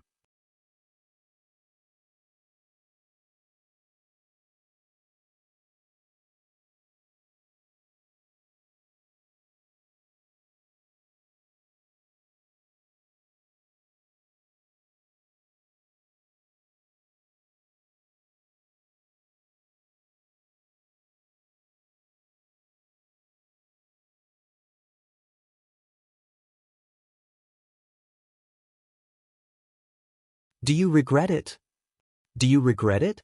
No matter what Qin Shi said, women would always say the same thing. Therefore, Qin Shi thought about it seriously. He was a coding farmer, so he was naturally very familiar with mechanical commands. Therefore, Qin Shi was very suspicious that this woman should be a reflection left behind by a senior expert. She did not have the ability to think and could only follow the program's settings mechanically. If the woman's question was the username, then Qin Shi's answer was obviously the password. Only by providing the correct password could he successfully log into the account and proceed with the next step. Therefore, when the woman asked again, Qin Shi answered decisively, I don't regret it. He originally just wanted to verify his guess. Who would have thought? The moment the words I don't regret it blurted out, a bolt of lightning suddenly struck down from the endless dark space. The lightning came extremely quickly. Before Qin Shi could even react, the lightning had already struck not far in front of him. In front of him was an empty dark void. However, after the lightning struck, it seemed to have struck something and instantly exploded into a large ball of purple flames. The scene in front of him was simply too strange. Qin Shi subconsciously wanted to turn around and leave, only to find that he could not move his body. At this moment, the ball of purple flames floating in the void slowly drifted toward him. Chen Shi watched as the flames gradually approached him. He tried his best to break free, but his body seemed to have been separated from his soul and did not listen to his commands at all. One had to know that he was at the peak of the soul formation stage. At this moment, he was like a puppet that was being manipulated by someone at will. Faced with such a strange situation, Chen Shi suddenly had a human emotion that had not appeared in hundreds of years: confusion and helplessness. Confusion and uneasiness. Humans were always afraid of things that they did not know, and Chen Shi was no exception. It was also at this moment that he finally realized how insignificant he was. So what if he was at the soul formation stage? The purple flames were getting closer and closer to Chen Shi. It was only when they were about to touch him that the purple flames suddenly stopped. Then, under Chen Shi's dumbfounded expression, a shackled arm covered in scars suddenly stretched out from the flames. First it was the left hand, then the right hand. Like Sadako crawling out of a TV, the person slowly crawled out of the flames along with the clanking sound of the shackles. Perhaps it was because of the spell, but Chen Shi could not see the person's face at all, so he could only judge based on the slender figure and the high bulging chest. The person in front of him should be a woman. The way the woman appeared was very strange, but what really shocked Chen Shi was the way the woman was dressed.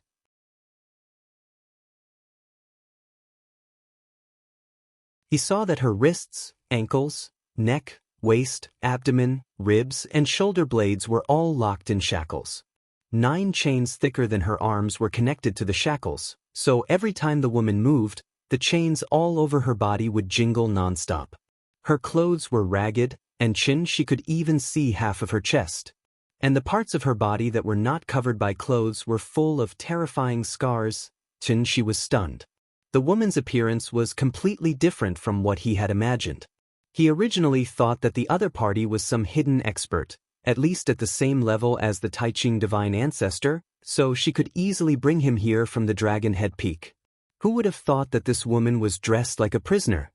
Chen Shi stared at the woman in front of him in a daze, and only a blank was left in his mind. And at this moment, the woman who crawled out of the flames directly pressed her blurry face against Chen Shi's face, and then asked again, "Are you willing?"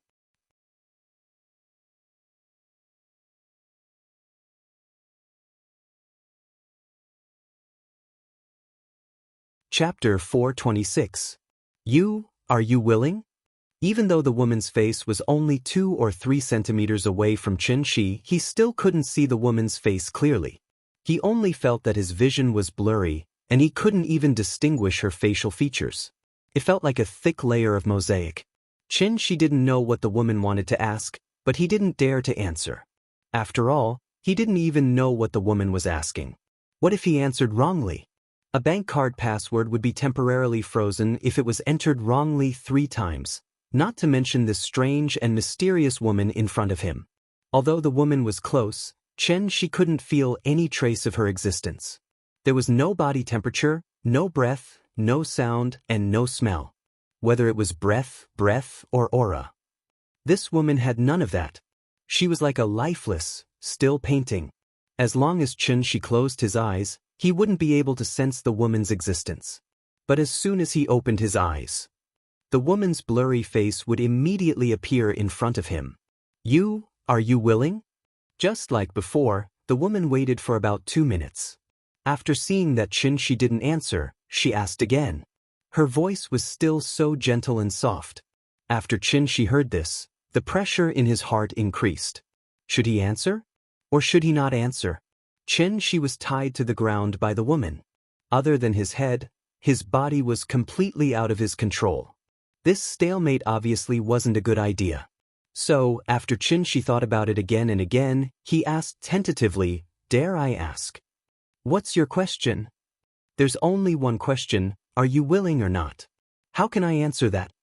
Chen Shi originally only wanted to test her, to see if the woman would still ask questions mechanically like before. But he didn't expect that after the woman listened. Her head suddenly moved slightly, as if she was looking at him up and down. Seeing this, Chen Shi suddenly had a guess in his mind. This woman didn't seem to be a simple reflection? Sure enough, after the woman looked at him up and down, she asked the question, "Are you willing to sacrifice yourself for your lover?" I'm willing. As soon as the woman finished speaking, She gave the answer decisively. Wasn't this nonsense? If it wasn't for Ying, how could he be easily defeated by 3 heavenly masters? She could be considered to have walked through the gates of hell. Although he couldn't figure out why he suddenly returned to the dark space, it didn't stop Shi from making bold guesses. This must have something to do with this mysterious woman. Since the woman had brought him back from the gates of hell, she probably wasn't just playing with him for fun. Therefore, after much consideration, Shi decided to answer the woman's question first. He also wanted to see what strange reaction the woman would have next. However, what Shi didn't expect.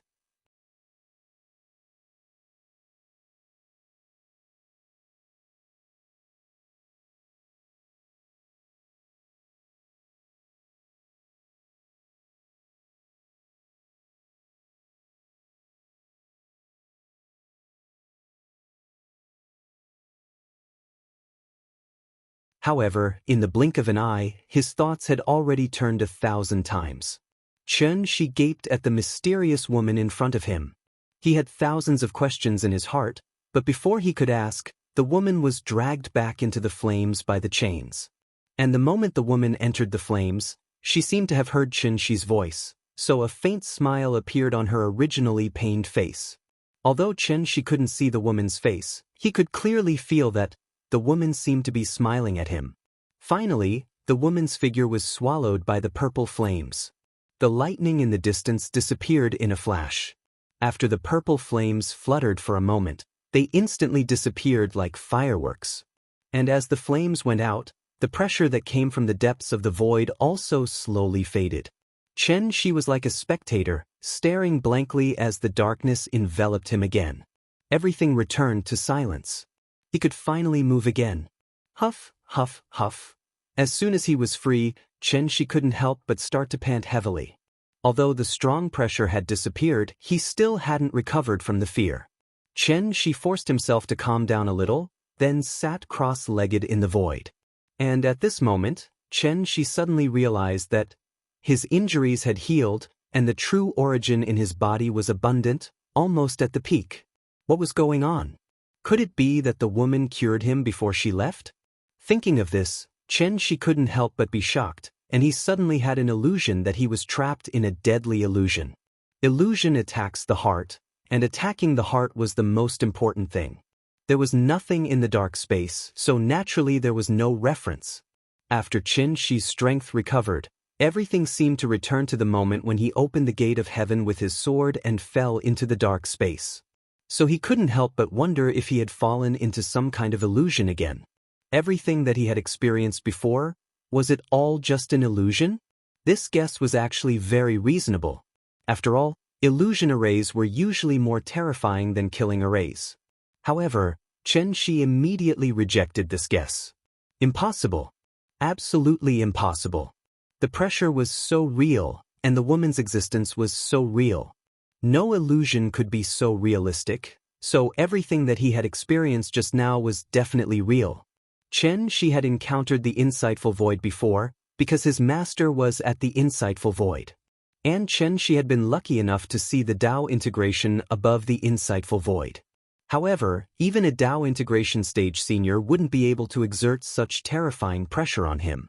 So, the great terror that was emitting such a strong pressure in the depths of the void was definitely not at the insightful void stage, and might even surpass the Tao integration and reach the legendary tribulation bath. Immortal cultivation, immortal cultivation.